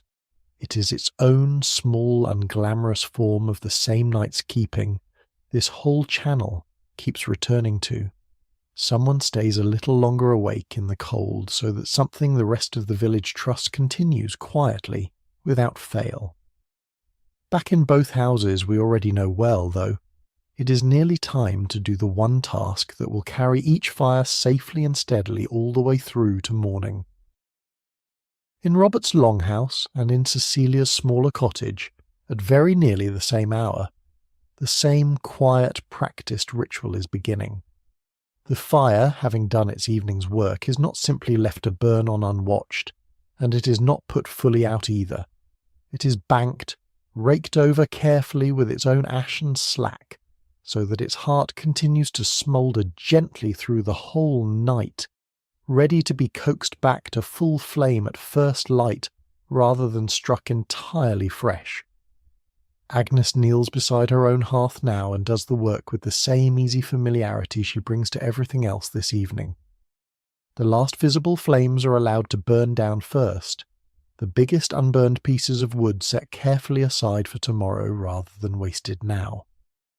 Then the ash itself, already sitting thick at the fire's edges from a whole day's burning, is drawn gently over the remaining coals, enough to smother any open flame without smothering the heat beneath it entirely. A wealthier household somewhere else in England might own a proper fire cover for this exact purpose, a domed lid set directly over the embers. Robert's household, and Cecilia's both, manage the very same result with nothing more than practised hands and the ash the fire has already made for them. Down the lane, Cecilia performs the very same small ritual over her own smaller fire, drawing the ash carefully over her own dwindling flames until only a faint contained glow remains, banked low enough to last the night, hot enough still to be worth waking to in the morning.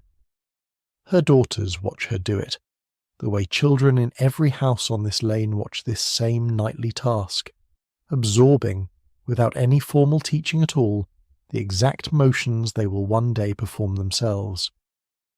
This nightly banking is worth understanding for what it truly is, a piece of settled, practical fire safety rather than obedience to any distant ruler's decree.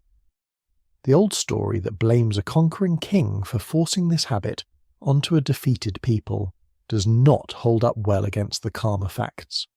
A wooden, thatched village like this one has every reason of its own, entirely apart from any law, to make certain no fire is left carelessly burning once its household has gone to sleep. The custom very likely predates any conquest at all, credited in its earliest form to a much earlier English king who understood, as every household on this lane understands tonight, that an unwatched flame and a house built of timber and straw make poor companions. By the time this century arrived, whatever formal legal weight the custom once carried had long since faded, repealed generations before either Robert or Cecilia was born. What remains is simply habit, passed down the same way fireboat and byre-keeping are passed down. Mother to daughter, father to son need explaining to no one because everyone in this village has simply always known it. Some wealthier households elsewhere in England own a proper cover for exactly this purpose, a dome-shaped lid set directly over the coals, letting through just enough air to keep the fire smouldering without letting it flare up unwatched. Neither Robert's household nor Cecilia's owns such a thing, and neither particularly needs to. Their own hands and their own fire's own ash do precisely the same job, learned so thoroughly that no purchased object could really improve on it. Isabel watches her mother finish the task tonight, the same way she has watched it finished every night of her own life so far, and files it away, without quite realizing she's doing so, alongside everything else this household has quietly taught her about keeping a home warm and safe through a hard winter. One day, in some house of her own, she will kneel exactly this way, before exactly this kind of fire, and do exactly this same thing, for reasons she will likely never think to examine any more closely than her mother does tonight. Robert checks the byre one final time before the fire is fully banked, a last quiet round along the partition wall, making certain every gate is properly fastened and every animal properly settled. It is the same round he made earlier in the evening, and the same round he will make again tomorrow, a small steady repetition that asks very little of him, and offers, in return, a great deal of quiet peace of mind. With the fire banked and the byre checked, there is genuinely nothing left for either household to do tonight. Every task this long evening has asked of them has now been carried out, in its proper order, patiently and well. What remains is simply rest, earned fully and owed to nobody but themselves. Agnes takes one last look around the darkened room before she too settles down for the night, the fire's low glow the only light left burning, everything else settled and still. It is a familiar sight, this last quiet look at a house properly closed up for the night, and it carries, every single evening, the same small, satisfied comfort of a day's work genuinely, completely finished. Down the lane, Cecilia does exactly the same. One last glance around her own small darkened room before she joins her daughters already settled beneath their shared blankets. Two households, closing out two very differently sized evenings, arrive at precisely the same place. Warm, fed, and ready, finally, for sleep. Somewhere in this village, a fire is being fed again, so it never quite goes out, though for now, in both these houses, the feeding has stopped, and the holding has properly begun. There is nothing left to add, nothing left to check, nothing left at all but the quiet, patient work the fire itself will now carry on alone, all through the night. Outside, the whole lane has gone dark now, house after house, each fire drawn down to the same low-banked glow, each family settled beneath the same kind of woolen straw. There is a particular, wordless companionship in a village doing this same small thing, all at once, without any of its households ever needing to compare notes on how they do it. Let us set the real history straight here for a moment, because a popular story likes to claim this nightly ritual was something forced on households like these by conquest and punishment. That story is mostly legend. The calmer, better attested truth is that covering a fire at night was, first and always, a matter of simple household safety, in a village built almost entirely of timber and thatch. The custom is credited in its earliest form to King Alfred the Great at Oxford, generations before this century began, and later extended rather than invented by William the Conqueror after 1066. It was even, for a time, a matter of formal law, until Henry I repealed that particular requirement in 1103, after which it simply continued, everywhere it continued at all, as ordinary household habit rather than royal command. So what Agnes does now, kneeling by her own hearth, and what Cecilia does at the very same hour in her own smaller one, is not obedience to any distant order.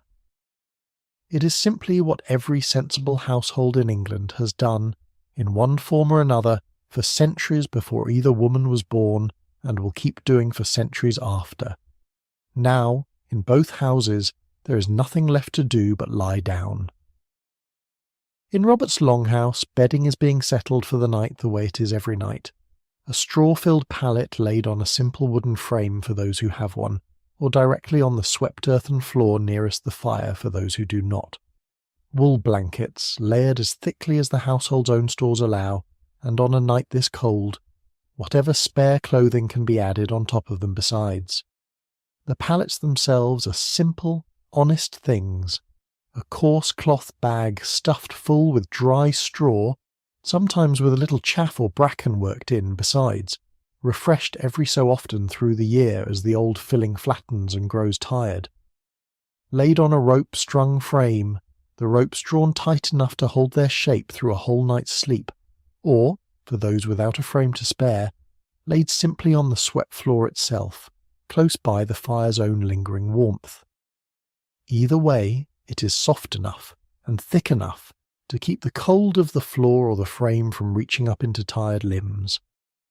Isabel and her younger siblings settle 2 and 3 together under the same covers, the way children in a household like this one nearly always do, partly for lack of space, and partly honestly for the simple, reliable warmth of another small body close beside their own. A nightcap each, to keep the head warm through the coldest hours. Nobody here undresses fully on a night like this one. Warmth tonight is built in careful layers, the same way the fire itself was built up a few hours earlier, a shift or a shirt kept on, stockings left on the feet, whatever the household owns in the way of a spare cloak or shawl added last over everything else. Agnes moves quietly between them, checking each small shape is properly covered, tucking a loose edge of blanket back into place, resting a hand briefly against a cheek to feel for warmth before she's satisfied. It is the same check she makes every night, wordless, practiced, the last small task of a long day before she finally lies down herself.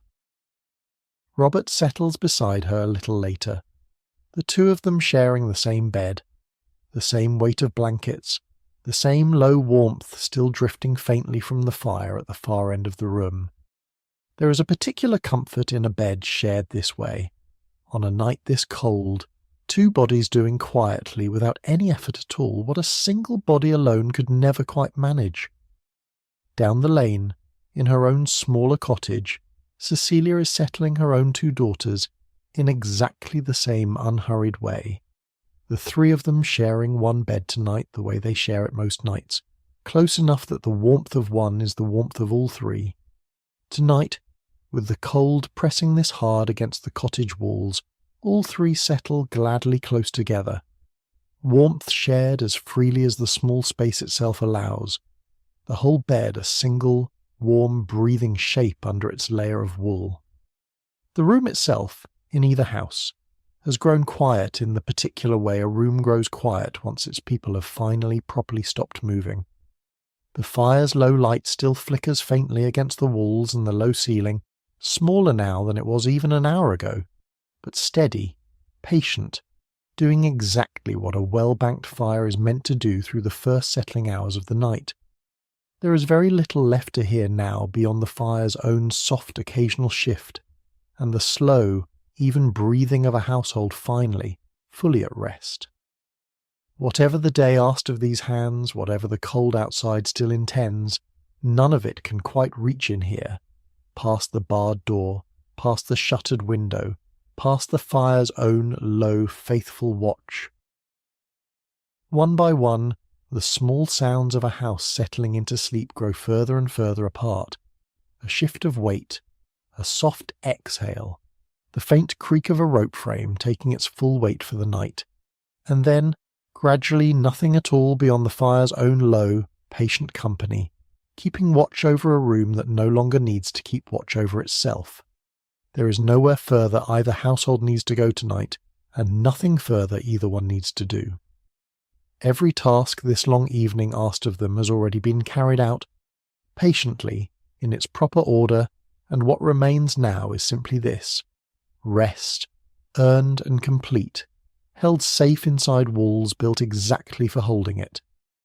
The whole shape of tonight, seen now from this quiet vantage point, has really been building toward exactly this moment, a house full of sleeping people, warm enough, fed enough, safe enough, needing nothing further from the world outside their own barred door until morning properly arrives.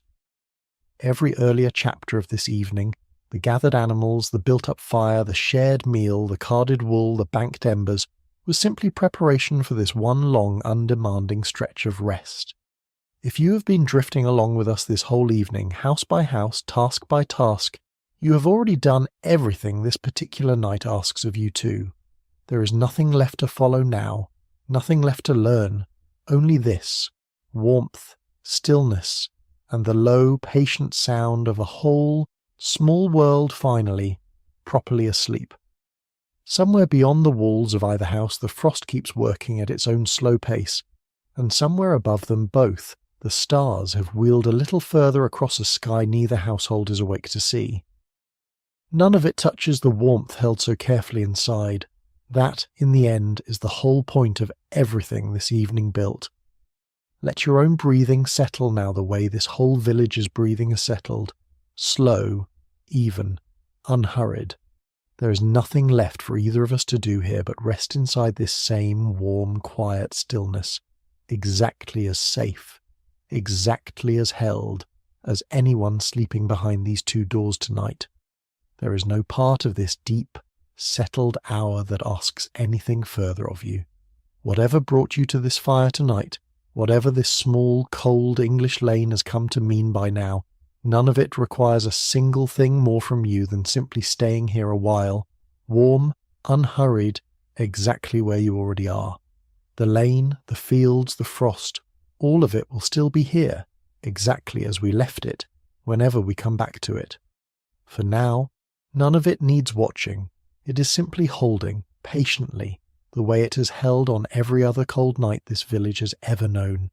The fire is low, the house is still. Someone has already seen to it. You do not have to. Outside, past the shuttered window, the frost is thickening further with every passing hour, and the whole village has settled into the particular kind of silence only a truly cold, clear winter night can hold. And there is one thing, on a night exactly like this one, that this village genuinely does not have to spare a single thought for.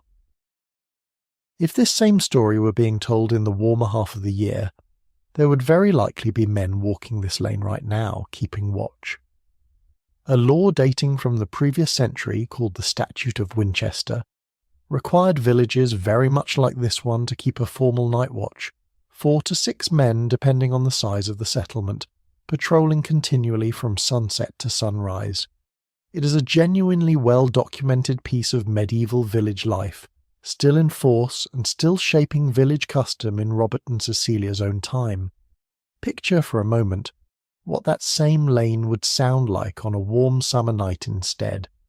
A slow, even tread passing the same houses at roughly the same hour, a lantern's small glow moving steadily along the row, a watchman who knows, by long familiarity, exactly which door belongs to which family, exactly which dog will bark and which will not.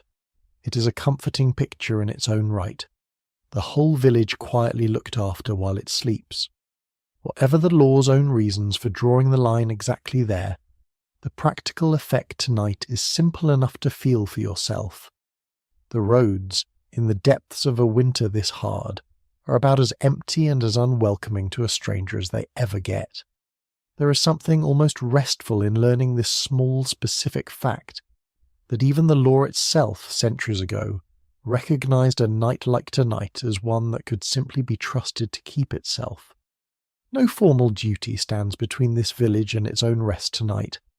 Only the ordinary, sufficient work each household already did for itself, hours ago, banking its fire and barring its door. But that particular comfort belongs to the other half of the year. Tonight, deep in the coldest stretch of winter, this village manages without it, and manages perfectly well. Whatever watching needs to be done tonight is being done differently, inside each house rather than along the lane between them, each household its own small, sufficient unit of safety and warmth, needing no outside patrol to make sure of either. It is, in its own quiet way, a comforting thought to carry with you into the rest of this night. Nobody is walking this particular lane right now, and nobody needs to be. The whole village has already done its own watching hours ago, each household seeing to its own door, its own fire, its own small circle of warmth, and finding that quite sufficient. But that same law binds the duty specifically to the warmer months, from Ascension Day in the spring through to Michaelmas at the end of September. Tonight, deep in the hardest part of winter, falls well outside that window. No official patrol is walking this lane. No watchman's footsteps are passing the shuttered windows of either house we have come to know this evening. What that means, practically, is simply this. The only sound left on this lane tonight, once every fire has been banked and every door barred, is the night itself. And a clear, frozen, winter night carries sound further and more cleanly than almost any other kind, the ground itself gone hard and still, every small noise seeming for a moment closer than it really is. An owl calls somewhere out past the fields once, and is answered faintly by nothing at all. Frost tightens almost audibly on the bare hedges beyond the green, a small, dry, ticking sound that only a night this cold ever produces. Beyond that, very little. No footsteps on the lane, no lantern moving between the houses, just the enormous settled quiet of a whole village, sound asleep, trusting entirely in its own banked fires and its own barred doors to see it safely through until morning. There is nothing here to be afraid of in that stillness. It is not an empty quiet or a watchful one. It is simply rest, complete and unbroken, the same rest every household on this lane has earned through a whole day's honest work and a whole evening's careful tending. Whatever this village needed to do to keep itself safe tonight, it has already done, hours ago, house by house before the light was even fully gone. You too, wherever you happen to be lying right now, need nothing more than the same simple trust. The lane itself lies pale and quiet under a hard, clear sky, frost gathering thicker by the hour on every gate, every low wall, every bare branch within reach of the open air. Not a single window along its length shows any light at all now, every household's fire banked down to the same low, contained glow, every door drawn firmly shut against the same patient cold. Above it all, the sky on a night this clear and this cold shows more stars than a much later century, with all its own scattered lights, would ever let a person see again. A whole quiet vault of them stretched over the sleeping fields and the sleeping houses alike. Nobody in either house is awake to look up at it tonight. It simply keeps its own silent watch, the way it has kept it over this same village on countless winter nights before this one. If you were standing on this lane right now, wrapped warmly enough against the cold, you would hear almost nothing at all beyond your own breath and the faint distant creak of a bare branch shifting somewhere in the dark. And yet you would not feel alone in it, not really, knowing what lies just behind each of these quiet frosted doors.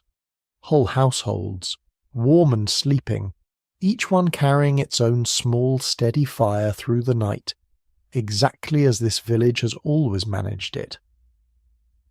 There is something worth carrying with you from this particular stillness, whatever hour it happens to be, wherever you are listening tonight. This village, on one of its hardest nights, needed no outside watcher at all to keep it safe. It simply needed what it had already, quietly, given itself, earlier in the evening, fires fed and banked with care, doors properly barred, households gathered close together under wool and straw. Safety on a night like this one was never really about who was watching from outside. It was always about what had already, patiently, been prepared from within. The lane stretches on into the dark in both directions, past Robert's house, past Cecilia's, past every other quiet, frosted door along its length, toward fields that will not stir again until the light returns. Nothing moves along it tonight. Nothing needs to. We can rest here a moment longer too, in this same wide, settled quiet, before we return, gently, to the two houses that have carried us through most of this evening. Nothing has changed inside either one. That, tonight, is exactly the point. Whatever watch this village might have kept on a warmer night, it needs none of it tonight, and misses none of it either. The cold itself, in its own strange way, has become this village's quietest, most reliable guardian, keeping every sensible traveller off the roads and every household exactly where it belongs, warm, indoors, and fast asleep. The fire is low. The house is still.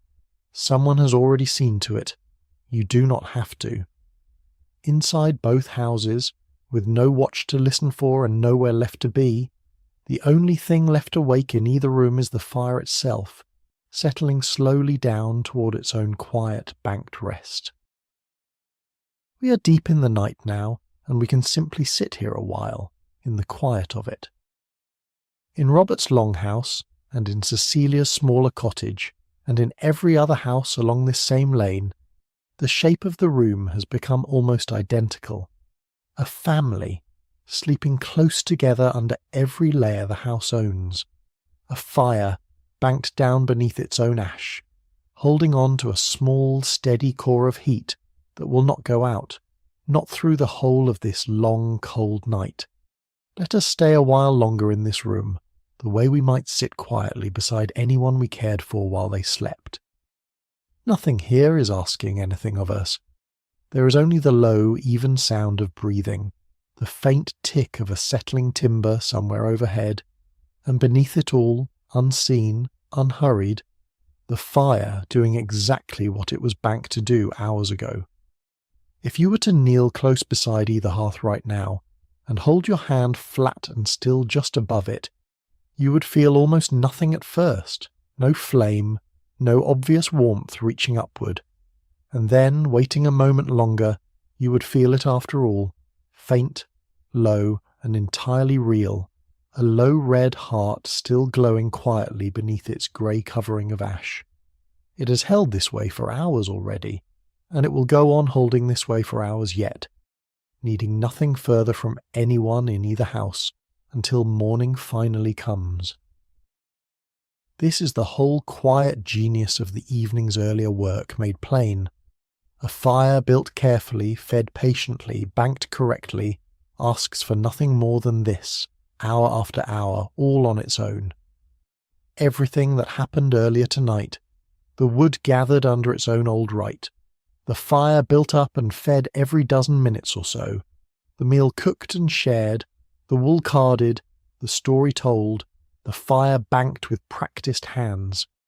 All of it was really in service of this one long, undemanding stretch of hours. Nothing left to do, nothing left to tend. Just warmth, held quietly, by two households that did their work well earlier and can now simply rest inside the result of it. Think, for a moment, of every other night, this same fire has done this same thing, stretching back through years neither Robert nor Cecilia could easily count, and forward, almost certainly, through years neither of them will live to see. The fire itself does not know or care how many times it has been banked this way. It simply holds tonight exactly as faithfully as it held the night before and the night before that. There is something almost companionable in sitting with that thought a while, here in the deep, quiet middle of this long winter night. Two households, a short walk apart, each trusting the exact same small technology, wood, ash, and practised hands, to see them safely through to morning. Neither household is thinking about the other right now, both fast asleep, and yet the two fires banked at very nearly the same hour, in very nearly the same way, are doing, right now, precisely the same quiet work. Nothing here needs your attention either, wherever you happen to be listening from. It is simply enough for now to know that it is being tended, quietly, the way it always is, by hands that have done this same small work more times than anyone could count. If you were to walk the short distance between these two houses tonight, which nobody sensibly would on a night this cold, you would find, behind each door, almost exactly the same scene. A family sleeping close together, a fire holding low and steady beneath its own ash, the same particular settled peace that a well-kept hearth gives an entire household, regardless of how large or how small that household happens to be. Somewhere in this village, a fire is being fed again, so it never quite goes out, though right now, in this deepest stretch of the night, no hand is actually reaching toward it. The fire is simply doing, on its own, what an evening's worth of careful feeding and careful banking prepared it to do, holding its own small store of warmth exactly as faithfully as if a hand were tending it every minute. This is worth sitting with a little longer, this quiet, unattended holding. So much of what we have watched tonight has been about hands feeding wood, hands carding wool, hands banking ash, and now, for these few deep hours, no hands are needed at all. The evening's whole careful labour has brought this village something rarer and quieter than warmth alone. It has brought it rest, genuine and complete, with nothing left to watch over because everything worth watching over has already, patiently been seen to. Even the church, cold as its own stone nave stands tonight, is not entirely apart from this same quiet holding. Its own walls, thick and old, keep their own kind of steady watch, unchanged by the weather beating gently at them, exactly as they have stood through every winter this village has ever known. Stone remembers differently than a banked fire does, but it remembers all the same, and it too, in its own patient way, is simply holding tonight until morning. Somewhere between these two houses and the church that watches over them both, the whole of this village's coldest hour is passing exactly the way every one of its coldest hours has passed before. Quietly, competently, without any real drama at all. That, more than anything else, is the true achievement of tonight. Not a single remarkable act, but an entire ordinary night, handled so well that nothing remarkable needed to happen at all. We could stay here a while longer yet, in this same deep, unhurried quiet, and nothing about the scene would change. That, in the end, is exactly what a well-kept fire, a well-built house, and a well-managed evening are for, a stretch of hours asking nothing further of anyone, warm, held, and entirely at rest. Let this same stillness carry you now, wherever you are, exactly the way it is carrying both households through the deepest, coldest part of their own night. There is nothing more this chapter needs to tell you. There is only this: warmth, held quietly, for as long as it needs to be held. If your own eyes have already closed somewhere in the last few minutes, that is exactly as it should be. This whole village, on this whole long night, was never asking to be watched closely. It was only ever asking to be trusted, to keep itself, quietly and competently, warm. Whatever you missed, drifting in and out these past few chapters, is already gently behind us now. Nothing important was lost. The fire held. The households rested. The night, exactly as it always does, kept turning quietly toward morning. Somewhere in this village, a fire is being fed again so it never quite goes out. Nobody is tending it right now, not actively, not with a hand or a piece of wood. It is simply doing, on its own, for these few deep hours, exactly what it was banked to do: holding. The fire is low. The house is still. Someone has already seen to it. You do not have to. And once, somewhere in the very deepest part of this same night, in one of these two houses, someone stirs. In Robert's longhouse, close beside the low fire, a cradle stands where it always stands, near enough to the hearth to catch what little warmth the banked embers still give off. It is a documented, ordinary practice of this whole century, keeping a small child's cradle close to the fire through the night, precisely for the sake of that faint, steady warmth. Agnes half wakes now, the way a mother in a house like this one so often does, drawn up out of sleep by nothing more than a small sound, a shifting, a half-formed cry that settles again almost as soon as it begins. She does not fully rise. She barely needs to. A hand reaches out in the dark, finds the cradle's edge, rests there a moment, and the small sound quiets. She's asleep again herself within a minute or two, the whole small interruption already fading. This is such a small, ordinary moment that it barely counts, in her own mind, as waking at all. It is simply part of what it means to be a mother in a house like this one, a kind of listening that never fully switches off, even in the deepest part of sleep, ready to answer the smallest sound long before it has any chance to become a real cry. She will likely not even remember this particular moment come morning, one of dozens exactly like it, folded quietly into a night otherwise spent entirely asleep. Down the lane, in her own smaller cottage, Cecilia stirs too, briefly, one daughter pressed close against her, and settles again almost as quickly, the fire's low red heart still holding steady, unseen, in the dark beside them both. Her own hand finds her daughter's shoulder without her ever quite waking fully. A small wordless reassurance passed between them in their sleep, and both settle again into the same warm stillness as before. This is, in its own small way, the truest measure of a household managing well through a hard winter. Not a night entirely undisturbed, because no night with young children in it ever quite is, but a night whose every small disturbance is met, gently and immediately, and resolved again into rest within moments. Neither Agnes nor Cecilia would think to call this vigilance. It is simply what being a mother in a house like theirs quietly, constantly involves. Up at the church, the priest's own watch continues in the deepest part of this same night, his small light moving slowly through the cold, dark nave as he keeps the office the rest of the village trusts him to keep. He does not know, and has no particular need to know, that two mothers on the lane below have each, in their own house, briefly woken and settled again in these same hours. His own keeping and theirs are simply two versions of the same larger truth this whole night has been quietly telling. Someone is always gently watching over something so that everyone else can rest. His voice, low and steady, carries faintly through the cold stone nave as he keeps the office.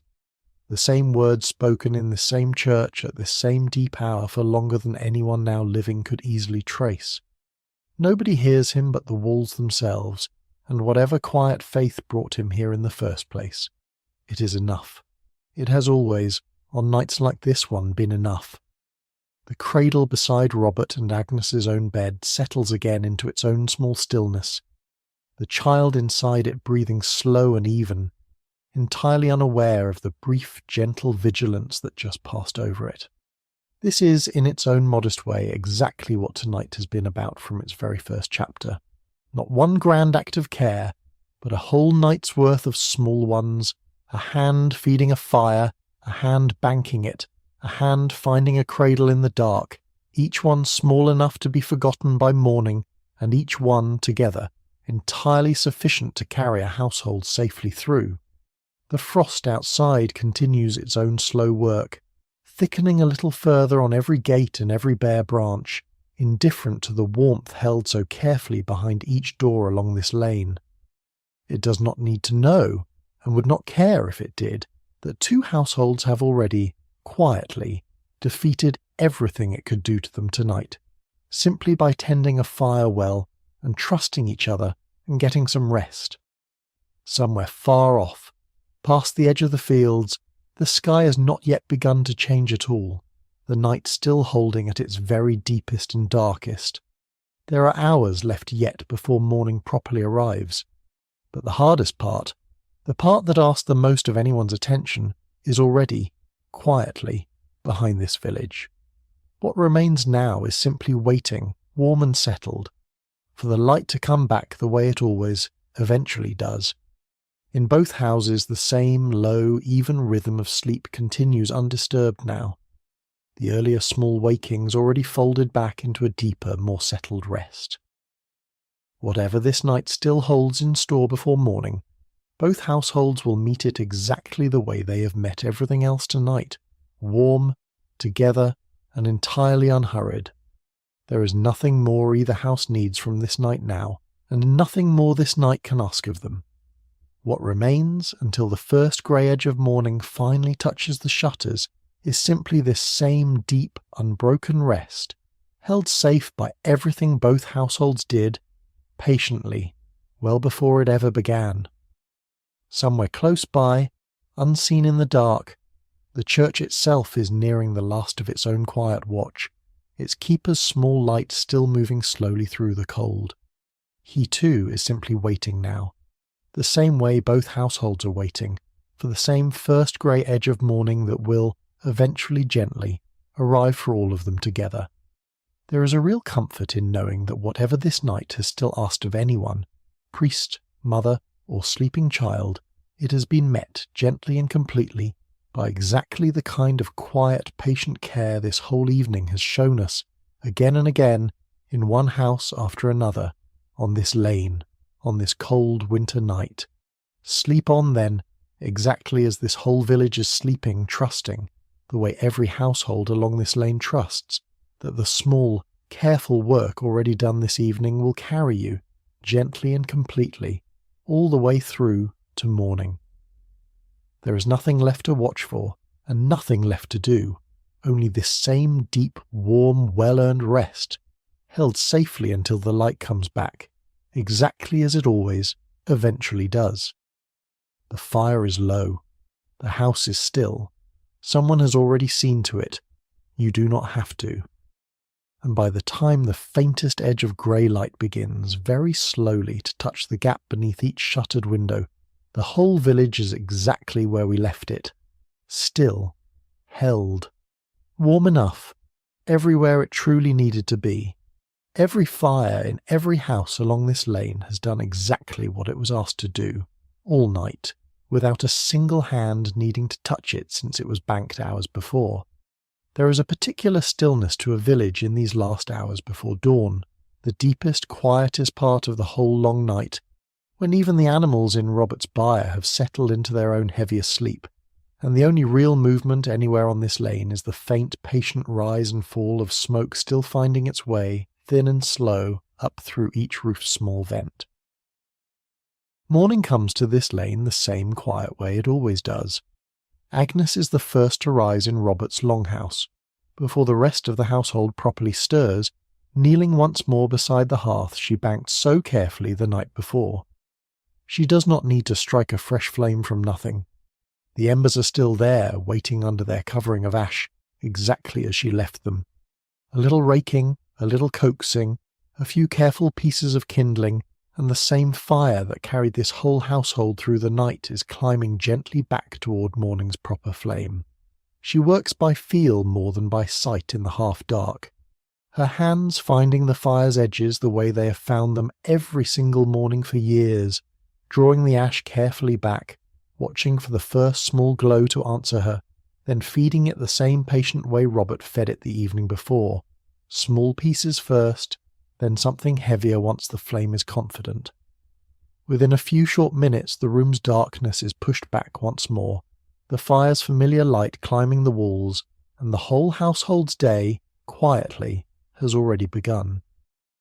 Down the lane, in her own small cottage, Cecilia is doing precisely the same thing at very nearly the same hour, her own banked embers just as faithfully kept, just as gently woken again. Her daughters stir a little later, drawn from sleep by the small, comfortable sounds of their mother already at work, the same fire already doing once more exactly what it did the evening before. Up at the church, the priest or the sexton, having already kept his own cold watch through the deepest part of the night, is rising again now for the day's first office, his own small fire, if he has one at all, needing exactly the same patient, coaxing every other hearth on this lane is receiving at this same hour. The frost on the lane outside is beginning very slowly to loosen its grip, the first faint warmth of a new day's light doing what no fire indoors ever could, reaching every gate and every bare branch at once rather than staying contained within four walls. It will be hours yet before the cold truly breaks. But the direction of things has changed, the way it changes every single morning, however hard the night before it happened to be. Isabel and her younger siblings stir now too, drawn up out of sleep by the same small, familiar sounds that begin every morning in this house, the scrape of the hearth being tended, the low murmur of their parents already at work, the particular smell of a fire climbing back toward its daytime strength. They do not remember, most of them, the brief moment in the night when their mother's hand found the cradle in the dark. They simply wake, as they do every morning, into a house already warm, already working, already, quietly, taking care of them. This, in the end, is the whole quiet answer to the question we carried with us all the way back to this village at the start of tonight. How did two such different households, one larger and better provisioned, one smaller and plainer, get themselves safely through one of the coldest nights their whole hard century had to offer? Not through any single remarkable thing. Through this. A fire fed patiently all evening, banked carefully all night, raked back to life faithfully every single morning, wool and closeness, and a longhouse's shared warmth where a household had it to share, and a smaller household's own quiet, sufficient version of the very same care where it did not. Somewhere in this village, right now, this morning, a fire is being fed again, so it never quite goes out. It has been fed this way for longer than anyone in either house could tell you, and it will be fed this way again tonight, and the night after that, for as long as this village stands at all. A surprising amount of this particular world is still here to be found, if you ever went looking for it. Villages built along these same lines have been carefully uncovered and mapped by later generations, their house plots and lanes still traceable on the ground centuries later. A longhouse very like Robert's still stands, roof and byre partition intact, on Dartmoor, its timbers and its drainage channel exactly where they were built. Illustrated books from this same century, filled with the small ordinary scenes of rural life just like this one, still survive in careful keeping, waiting for anyone who wants to look closely at exactly the kind of evening we have spent together tonight. And the simplest thread of all runs directly from this cold night to your own. Somewhere tonight, in a house not so very different in its basic shape from Robert's or Cecilia's, another fire, in a stove or a hearth of some much later design, is being banked down for the night by someone who has never heard the word fireboat, and has certainly never heard of either household we have spent this evening inside. The method has hardly changed at all. Build it up, feed it steadily, bank it down carefully when the day is done, wake it gently again in the morning.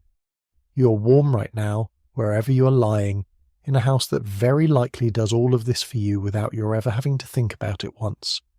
But somewhere, long before you, in a house exactly like Robert's, or exactly like Cecilia's, someone knelt down in the cold before first light and made absolutely sure of it, so that everyone else in the house never had to.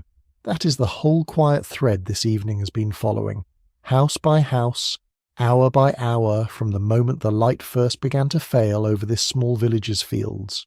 Not one grand act of survival, but hundreds of small patient ones, a fire fed, a door barred, a fire banked, a cradle checked, a fire woken again, repeated so faithfully by so many hands across so many centuries that by the time it reaches you tonight, it barely even needs a name. It is simply what it has always meant to be kept warm through a long, cold night, by someone who cared enough to see to it. Robert and Agnes, Isabel and her siblings, Cecilia and her 2 daughters, the priest keeping his own cold watch beside the church, none of them will ever know that their one ordinary winter night was spent with you tonight, in whatever room you are lying in. But that, in the end, is exactly how this kind of warmth has always travelled, quietly, unannounced, from one ordinary night to another, from one century to the next, for as long as anyone has been keeping a fire at all. The fire is banked, the village is settled, house by house, quietly and completely for the night, and the night will keep till morning. Sleep well, friend. If any part of tonight stayed with you, the longhouse, the smaller cottage down the lane, the priest's own cold watch, I would love to hear which one in the comments below. And if you enjoyed spending this quiet, gentle night here, a like and a subscribe helps this channel keep finding its way to more people who want exactly this. There is another night waiting, somewhere else in England's long past whenever you are ready for it.